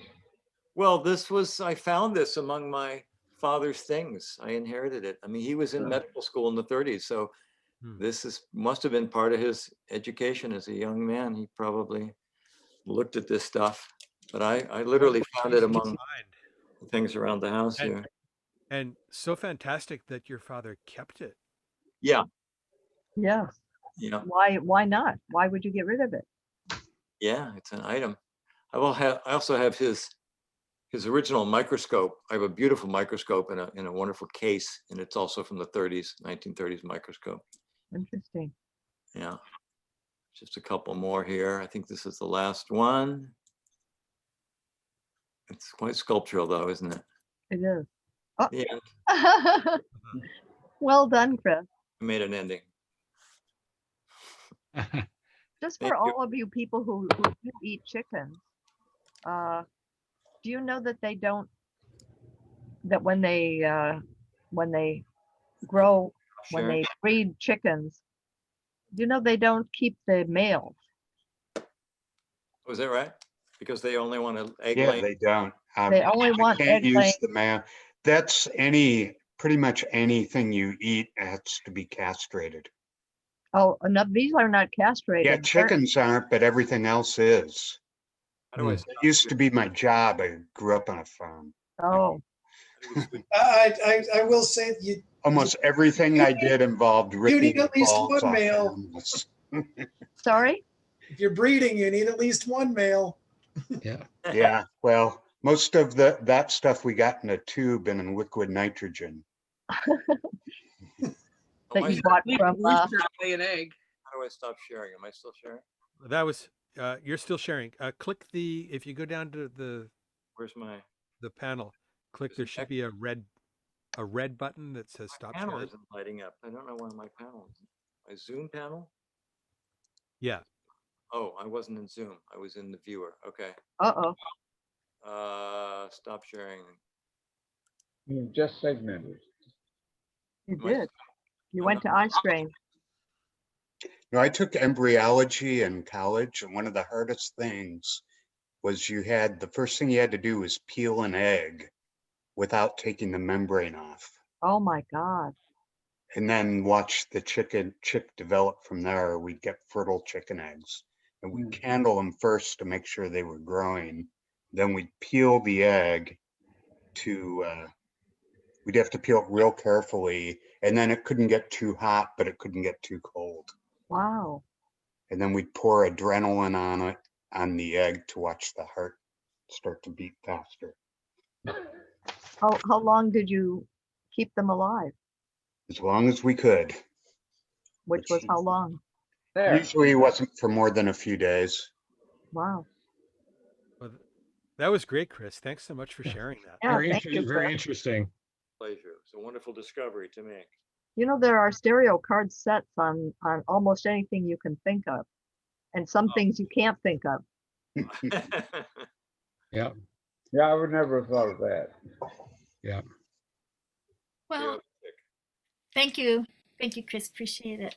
Wonderful presentation. And I liked that you showed us the slides in a shared screen. That really helped us embrace the experience. Gordon, I wasn't sure if you had something you wanted to share from the chat. Yes, I did. Thank you. Well, thanks everyone for welcoming me here. I'm gonna stay a little quiet because it's because it's late here on the East Coast. But I did want to share some 3D imagery related to the Mars news of earlier today, of course. And I apologize. There may be some of you who are Instagram friends with me and have seen some of these images before, but not the majority of you, I'd say. So let me share this. Do you see this image here? Yeah. Yeah. So basically, I was looking for 3D imagery of the landing site of Jezero Crater for the Perseverance rover, and I did find this, and this is fairly low resolution, but what it is it's called a digital terrain model, and it is essentially a depth map with the lighter areas, being closer at higher elevation. I thought it was a chick embryo. That's what I thought it was. Yeah, yeah, exactly. This is a close up on the egg. Yeah. So this NASA made actually the same way many of us make depth maps from stereo pairs. They made this from an actual stereo pair, which was 2 images from the Mars Reconnaissance Orbiter from their context camera. And unfortunately, those raw images are not publicly accessible. Otherwise, you know, of course, we might have an interesting stereo pair, but we do have this depth map, again, that they derived from that. So I kind of worked backwards. And what I did is I made a false color version of this depth map. And then I used this original as the depth map to create a stereo pair. And this is, you know, just kind of for kicks, because again, it's a false color spectrum. But this, oh, come on. Here is and I apologize, I only have these as stereo pairs. This is a parallel stereo pair that's a little closer view of the crater here. Wow. And I'll also show a cross version, but and the amount of depth that I chose for this stereo pair is also, of course, much exaggerated from reality. But of course, you can appreciate. Bottomless pit. Right. Yeah. And here is that is approximately the landing site for the rover earlier today. Wow.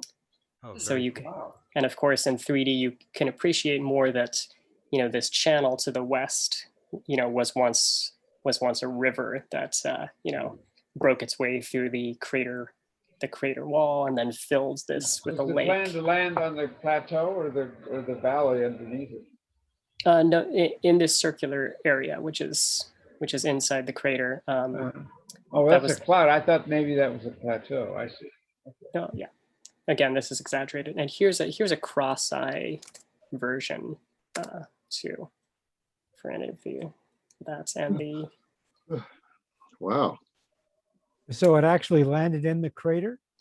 It landed, yes. I'm not sure precisely where, but it landed inside of this circle successfully. Yep. And this, for reference, I think this circle is something like 7 by 9 miles. It's really an oval, so, but 7 to 9 miles. Is that really a round circle of fire, or what is that? That's just the edge of the crater, so it's the crater rim. And it's a depth map, so the color, the brightness is based on the height. Well, in this case, I chose so the colors I just chose to be vaguely Martian, but on the original depth map, yeah, the brighter is higher. Vaguely Martian. Yes. Good job. Good job. Thank you. And here is and then I don't know if all of you have heard about this 3D photo in painting artificial intelligence that's recently come out, but using that, you can take a 2D image and a depth map and then create videos. And this is a video that I just may as well play it. This is a parallel stereo video. Oh.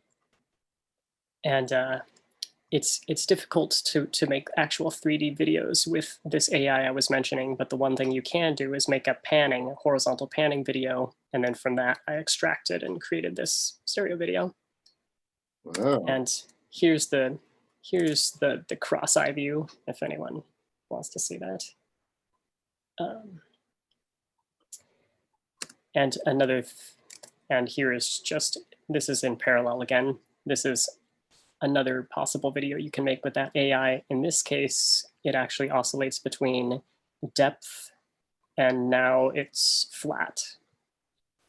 Hmm.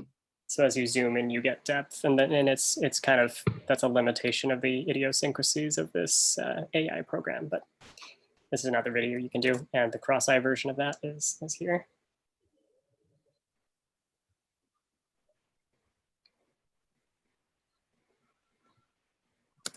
And of course, this AI is, I think, designed more for, of course, kind of lay people appreciation of 3D images. So most of the images that it makes are things like this, like weird camera motion things, but you know, so you can appreciate, get a 3D sense of it without viewing in 3D. But of course, that's not enough for us. So I had to make those previous versions.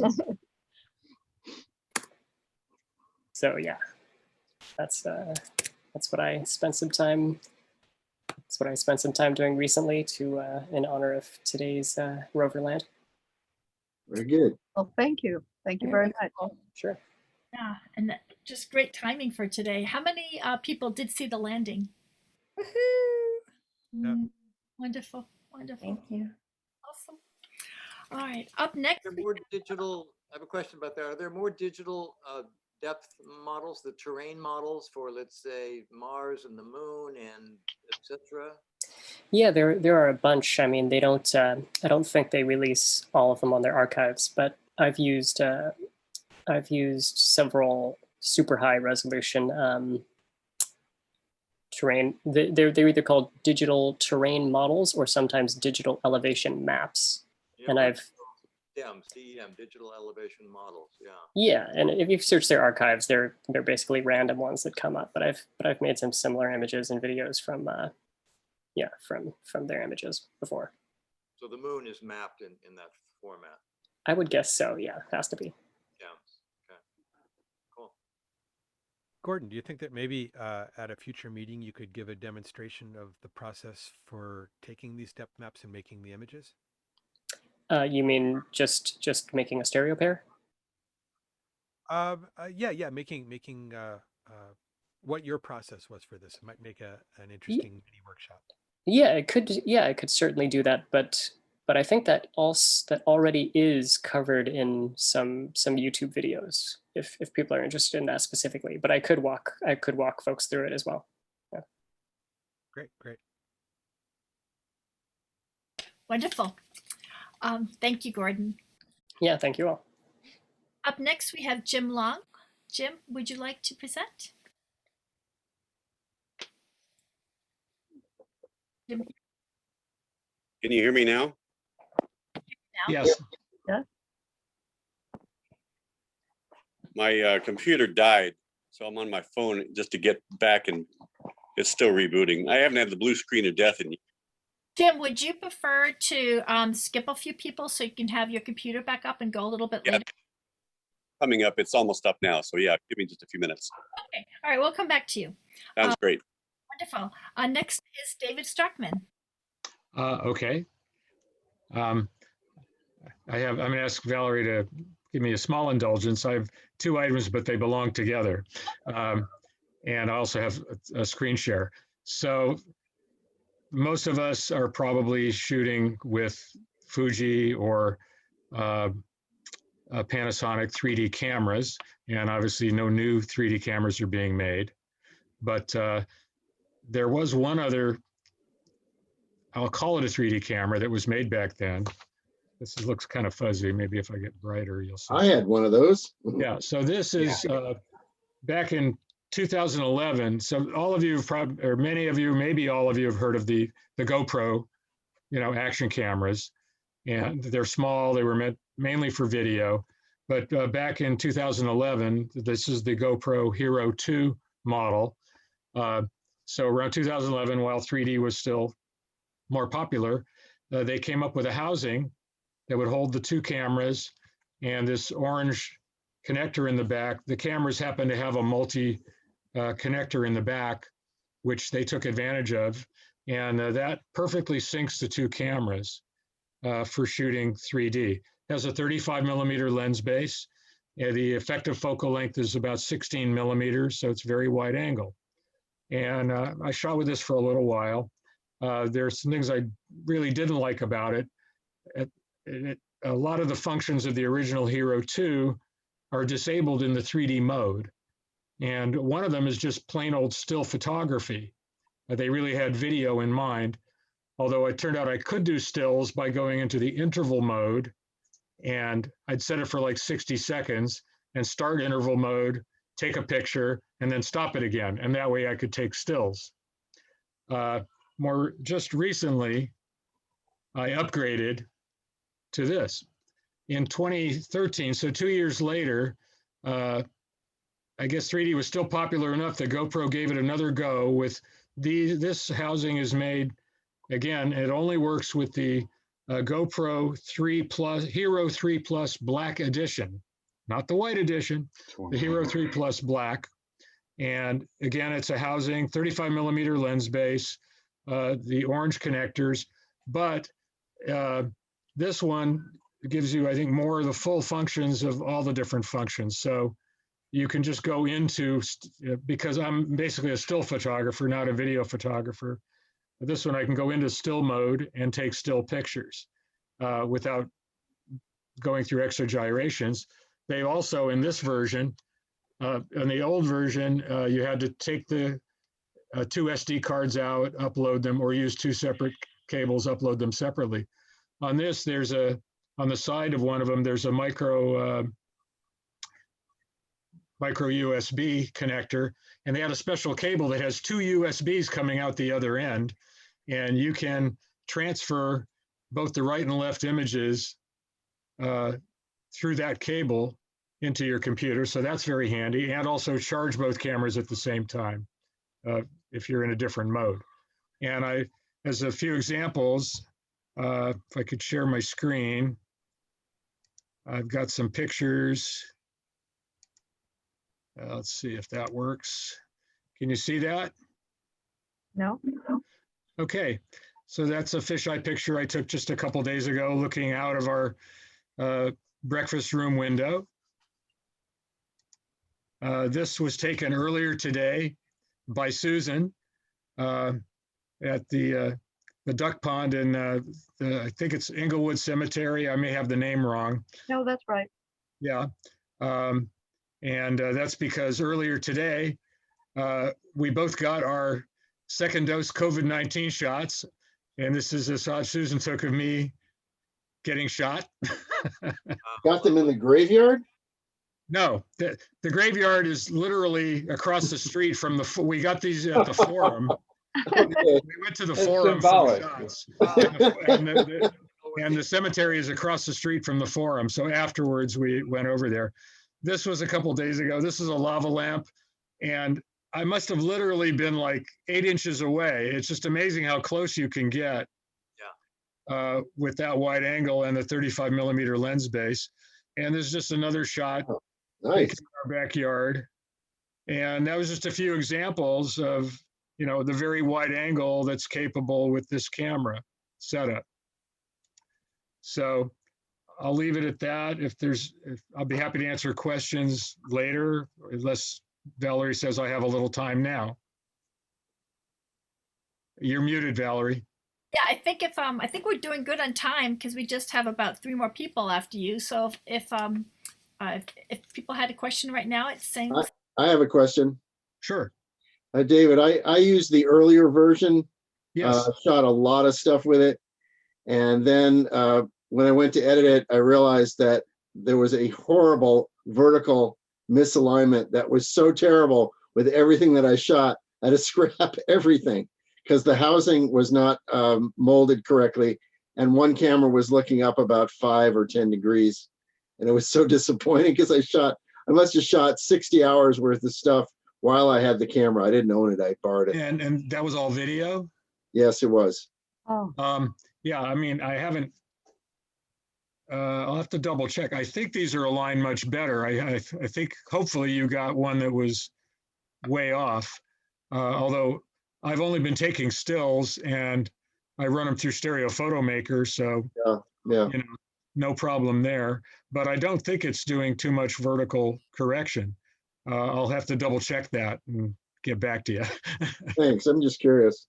Yeah, okay. And any other question? Oh, the other thing I will say, the only advantage right now of going with the older model is you can get this really cheap. I've still seen new housings being listed on eBay for like $30, although it's not clear to me if the housing is useless if you don't get the orange connector. So you really got to get the whole thing, and that might cost more. I don't know. What do you use for a viewfinder? How do you see what you're shooting? Oh, you don't. You use your eyes. Yeah, I mean it's 16 millimeter. Once you just point and shoot. Yeah, okay, and, that's what I thought. It's very wide angle. Now on this one, I'll just say the person I got it from, this micro USB connector. All of these, if you get the original box that they came in, they came with two backs. One was, this is what's on this one, is the completely sealed one for underwater use. And according to GoPro, it's waterproof to about 196 feet. But the other back, wow. Yeah, the other back they call the skeleton back because it's open, it's got openings in it. And that was mostly for video above ground so you could get the sound. But also on the skeleton version of this, it's also got an opening so you can get at the USB without opening up the back. And the guy I got it from, he had a video screen about the size of this back. It's all very Rube Goldberg with a little cable, and the cable plugged into that, you could use it as a video viewfinder. I found it just very awkward and makes the whole thing a lot bigger and awkward. And I want something more portable and hand-holdable and pocketable. So, you know, I feel I don't need the viewfinder. You can just point and shoot. David, have you been able to get, I believe the Hero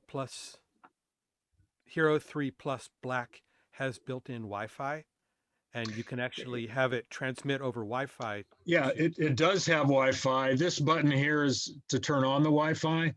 And I tried downloading it's supposed to work with the app for the phone, and I couldn't get it to connect.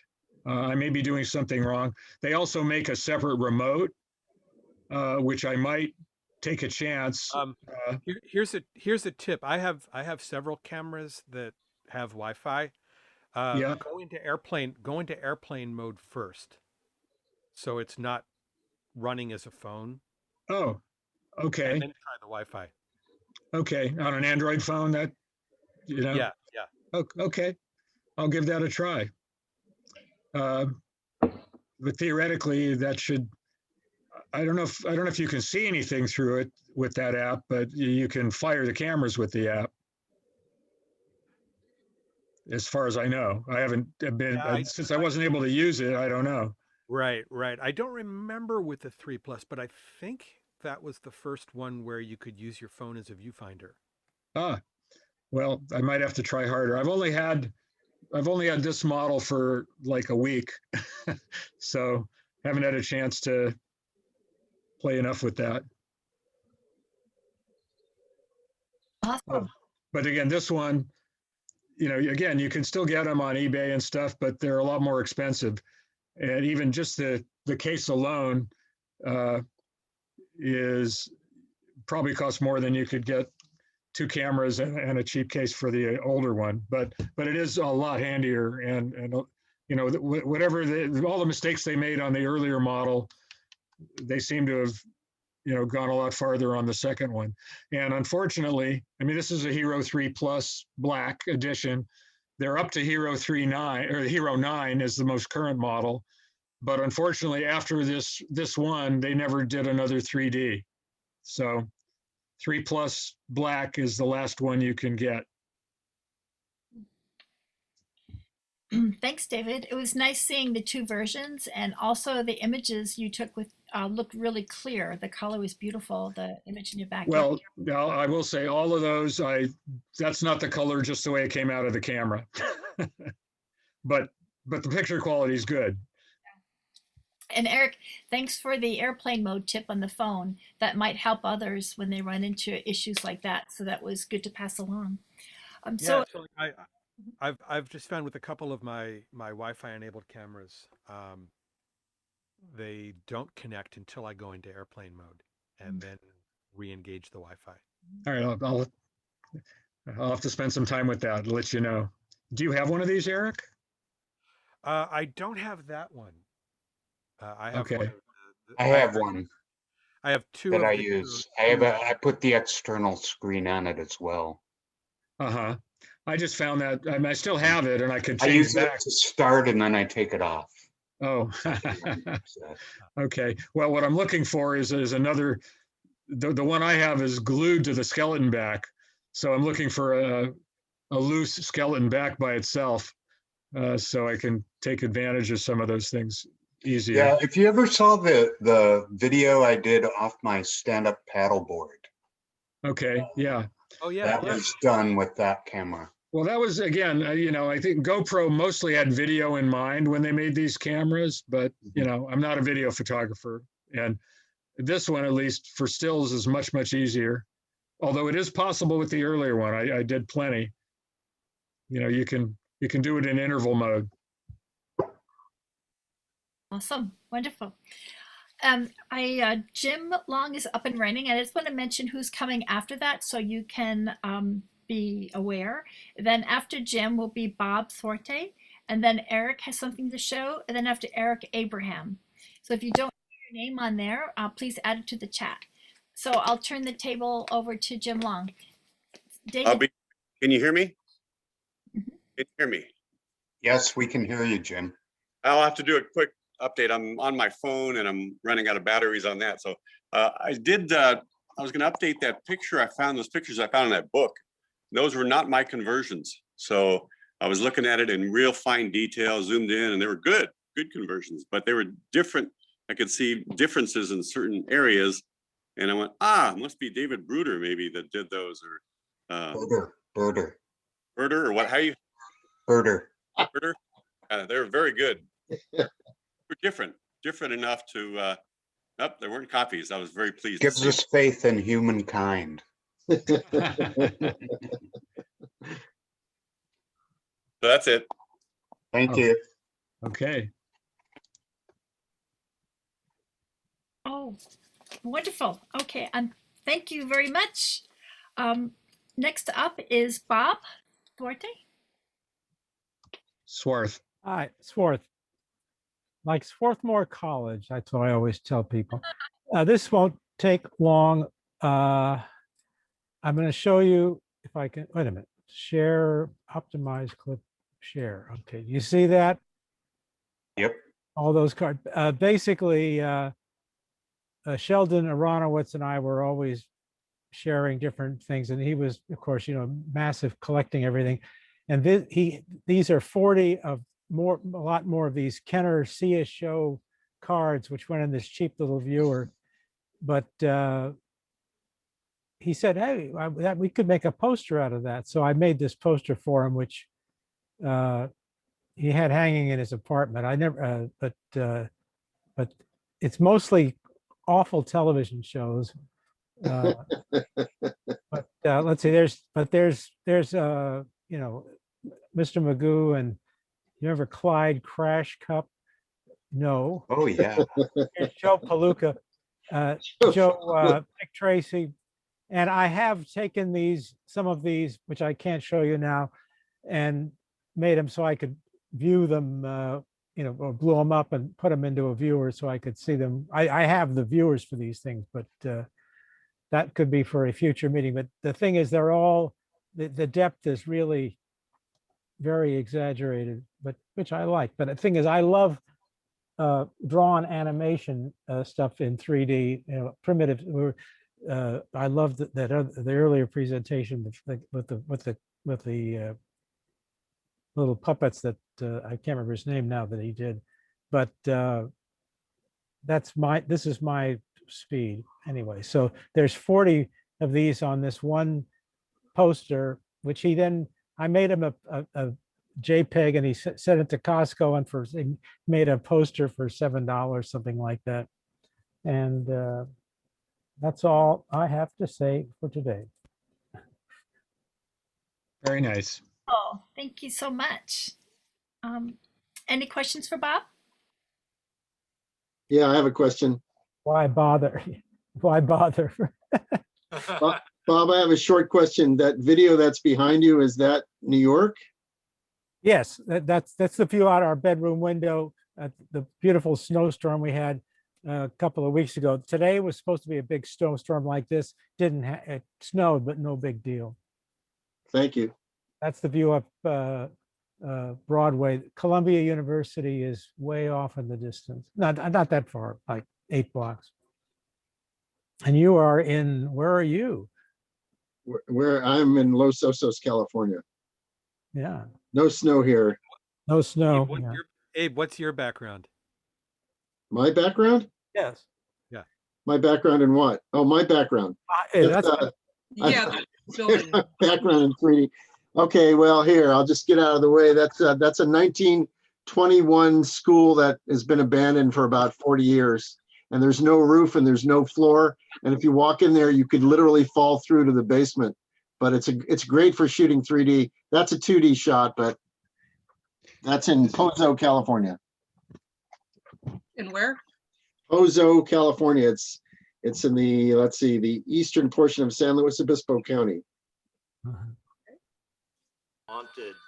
Looks really cool. Wonderful.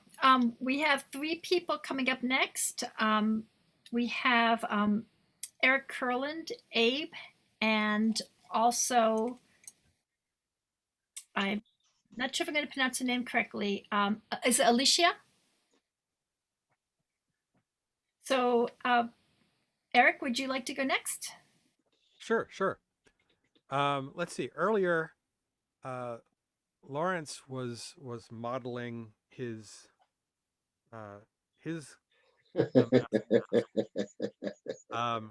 this was the one that Bob Furmanek had mentioned last month. But I kind of went down the rabbit hole of masks that are 3D related. First, Jody got me a few. So there's this one that's covered in ViewMasters. Wow. Great. Great. Is that a commercially available thing? And these, I'm not sure what website Jody got these from. Jody, are you still on? Can you tell us? Maybe she could put the link in the chat. So here's another ViewMaster mask. That's great. Looks like you're eating the viewer. So it's ViewMaster? Yeah, another one. Oh, good one, Carol. Wow, nice. And then I started hunting around and I found this one with anaglyph glasses. Oh, I like Nice. that. That's great. That's favorite. And another one with 3D. Oh, glasses. that's really good. Better. Sell these in your museum, in the gift store. And then this one that has, Wow. Oh, that's That's great. headroom with a ViewMaster head. yeah. Name Agreed. And then there's this one. Oh, that's fabulous. That's the Life magazine. Yep. No. These are specific And- 3D masks. And lastly, I couldn't resist this one. You had that one made, I think. These all came from what's the website? I think it's Redbubble. Redbubble. So you So can if you go on, go to no. These were all there. If you go to redbubble.com and just search on 3D, you get like all of these masks that have 3D things on them. Amazing. Oh, if you can make your own, I'll have one of lips or something sticking out. Those are great, Eric. Thank you. Thank you. Anaglyph ones. Thank you. All right, we have Abe and then Alicia. All right, I'm going to try to do this right. How do you share the screen again? Oh, right here. Okay. All right. Okay. I'm going to maximize this. Can you guys see this? These are all cross-viewing images. Nope. Oh no. You can't see it? Nope. Well, we can see it, but not all of us can cross-eye view. Well, for those of you who can, that's all I've got. It's a small gallery of local images that are shot in and around here. And I just thought I'd share a couple of these with you. Ooh. Oh, I know that shot. Yeah, most of these were competition images. Beautiful. They're all cross view. I wish I had the three, you know, the cross and the divergent bit. I don't. That's a Bridge. stereo photo maker choice. I Left, know, right. but these were done way before that. So, But yeah, you could make them left, right, left easily. And I could. Just so you know, Thank you. Yeah, no, I've done those before. I just haven't done it with these. could do though. I could do Can it. you enlarge the images? Sure. I'll make them a little bigger. How's that? Better. Excellent. I'll have to do it with each one because they.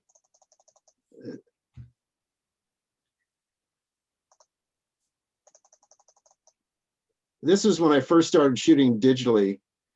I just love going out. These are all shot with a single camera. Most of them are shot in San Luis Obispo County. Many of them are right here where I live in Los Osos. And as more than a few of you know, if you ever come to this area and you would like to go on a photo safari, let me know a little bit in advance. I'd be happy to bring you out to some of these places. So I could go on and on and on, but I just thought I'd show you a handful. So there you go. Thank you. Let's see, stop share. There you go. Awesome. Thank you. Beautiful. Do beautiful work. I've been looking at them left, right, left, so that I can view them too, and so I don't feel left out. But it's a shame you don't show them that way. I just haven't had time to do that. It's just I am a full-time radio producer and host, and I just hardly have time to eat and sleep anymore. Well, Okay. just letting you know, Thank SPM you. does it really fast. Thank you. Wonderful. Thank you, Abe. You're welcome. Alicia, would you like to share? Sorry, I missed your text earlier.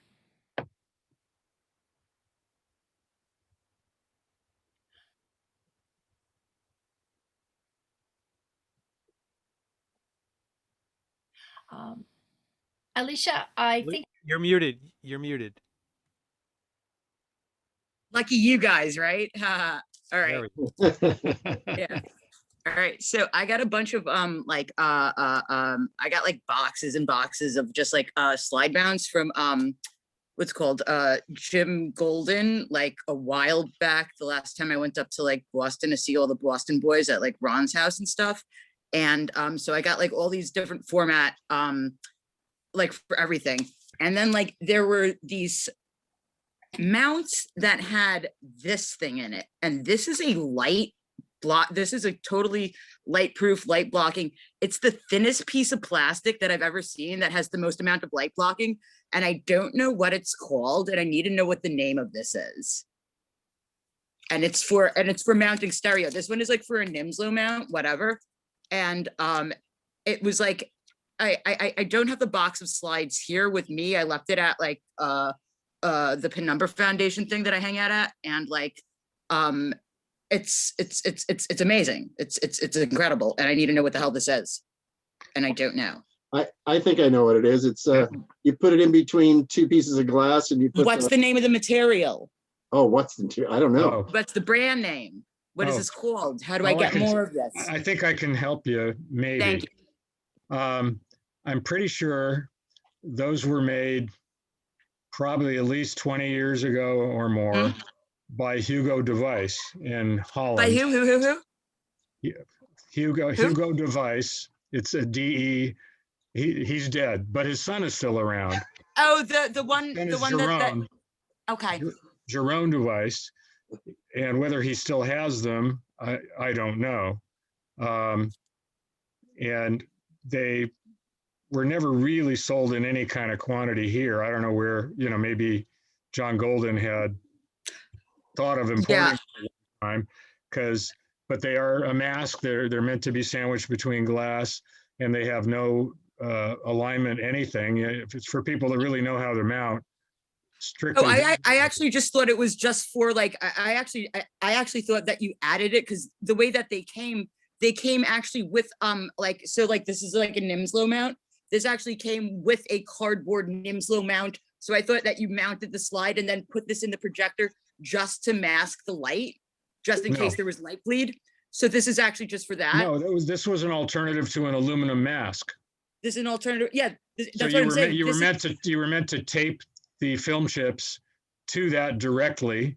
Oh, that's funny. And then sandwich it between glass. Or okay. I guess you could use what we used to call a cardboard fold over. It's a stiffener that has apertures that are bigger than what's on the in that mask. Yeah. So to make these it all sticker.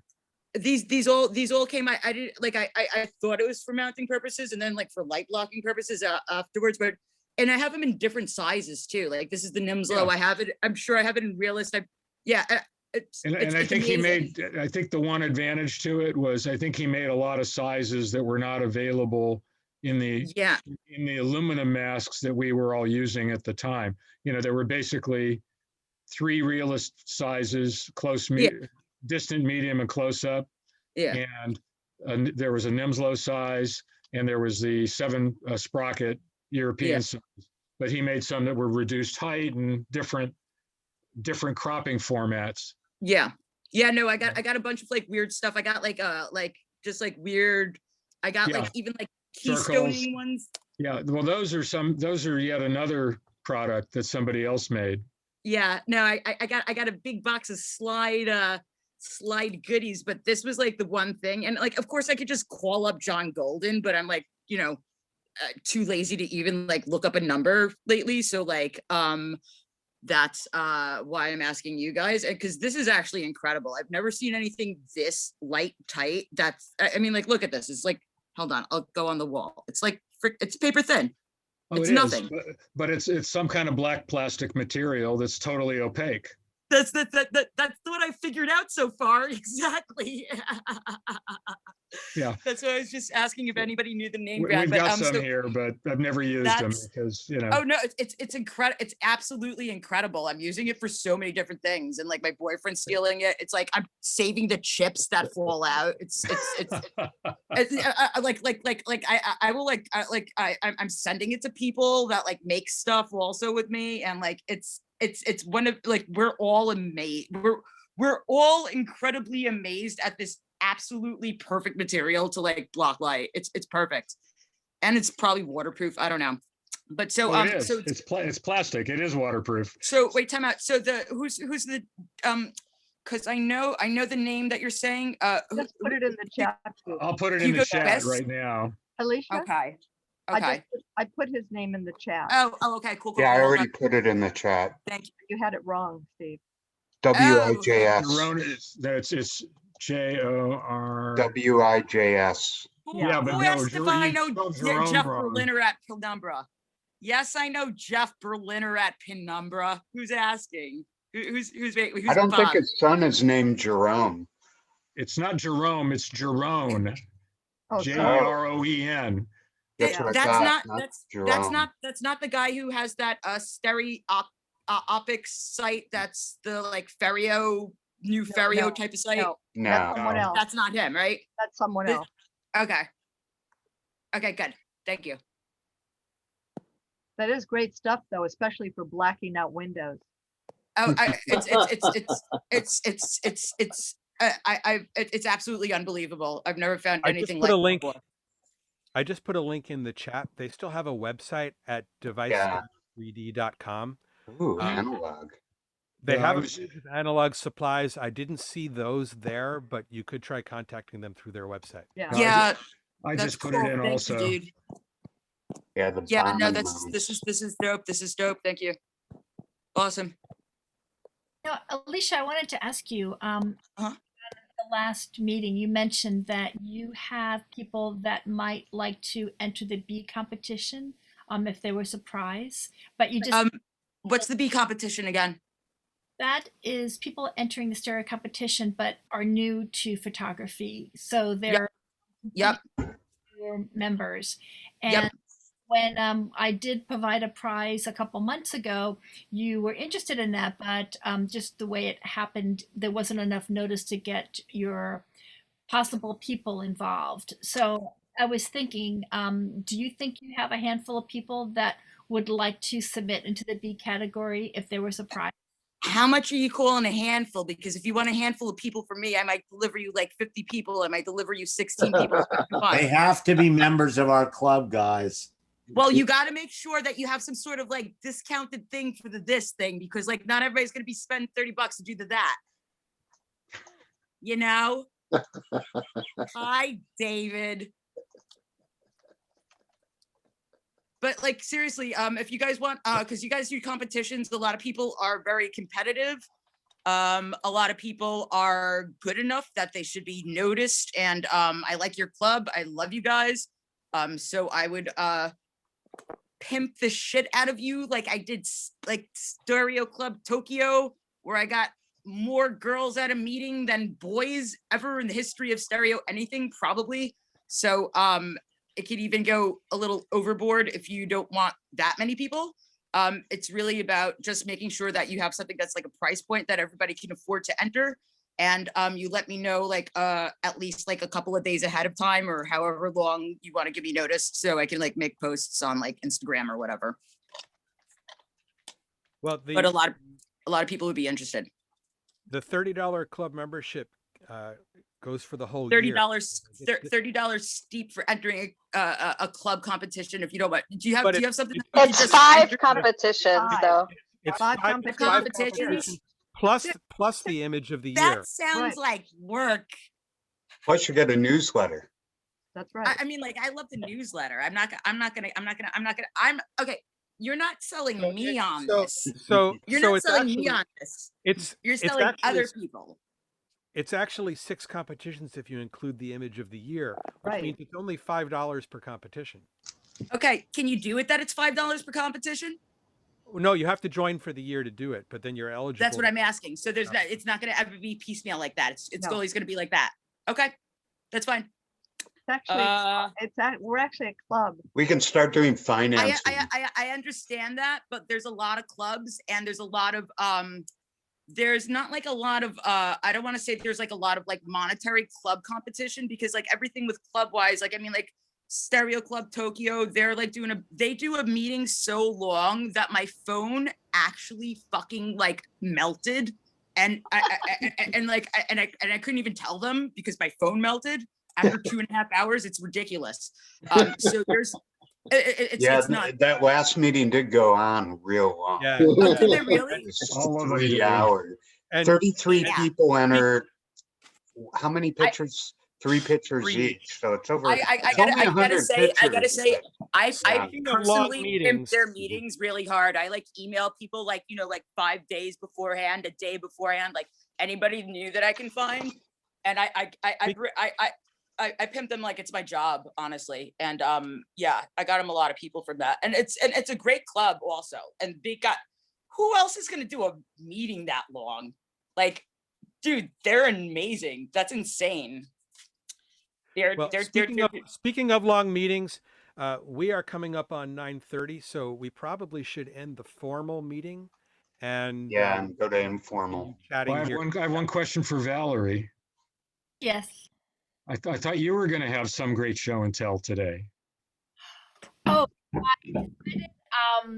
I have something I had purchased that I mentioned to a board meeting, but since it's not a stereo element, it's a historic photographic element. I thought I would run it by the board first and show it to them to see if it would fit in. Speaking about the board, we have board meetings are now going to be second Tuesday, or to make it easy, the first Tuesday. Monday. No. Sorry, Monday. You're right. First Monday after the before the meeting. It's the Monday of the week before the meeting. Yeah, that's what I'm saying. What? So it's not second Monday, it's the Monday before the meeting. So you have to go back and draft. How are you going to go back in time? I don't know. It's going to Doesn't be it feel hard. like we're doing that now? So anyways, if anybody wants to go, Monday of the anybody week here can go to a board meeting. Carl, you're on the board, aren't you? Oh, yes, I am definitely a board member. So we'll We're all board. We're all But board. anybody who's interested, you don't have to be, well, you have to be a member, I think, but you don't have to be a board member to go to our board meetings. they're not private or anything, so. It's Anybody going has to- I'd just like to thank the board for considering changing the night at my request. I'm very grateful for that. I wasn't aware of that. I was. It's Monday, the 8th of March next month. I don't think so. No, no. Really? Yes, Can't be. look at the Because- calendar. Well, no, Down no. the- But Teresa, if it's the Monday before the meeting, the I No, think no, she's right, yeah. the meeting is the It's the third. week. She It's is the correct. 8th. Yeah, it would be the 8th. in The March. Monday, the Very good, week Teresa. before the meeting. Yeah, Monday, the week before the meeting. So Yeah. it's the 8th next month, and then the meeting next month will be the 18th. Just Wow. like this That's month. correct. That's correct. The Wow. week Well, it's because before, we only okay. have 28 days this month. Why Yeah, is that that? seemed Not enough. counterintuitive, We but should that's change the it. truth. Well, so Feels you could like just say 300. the date of the meeting minus 10.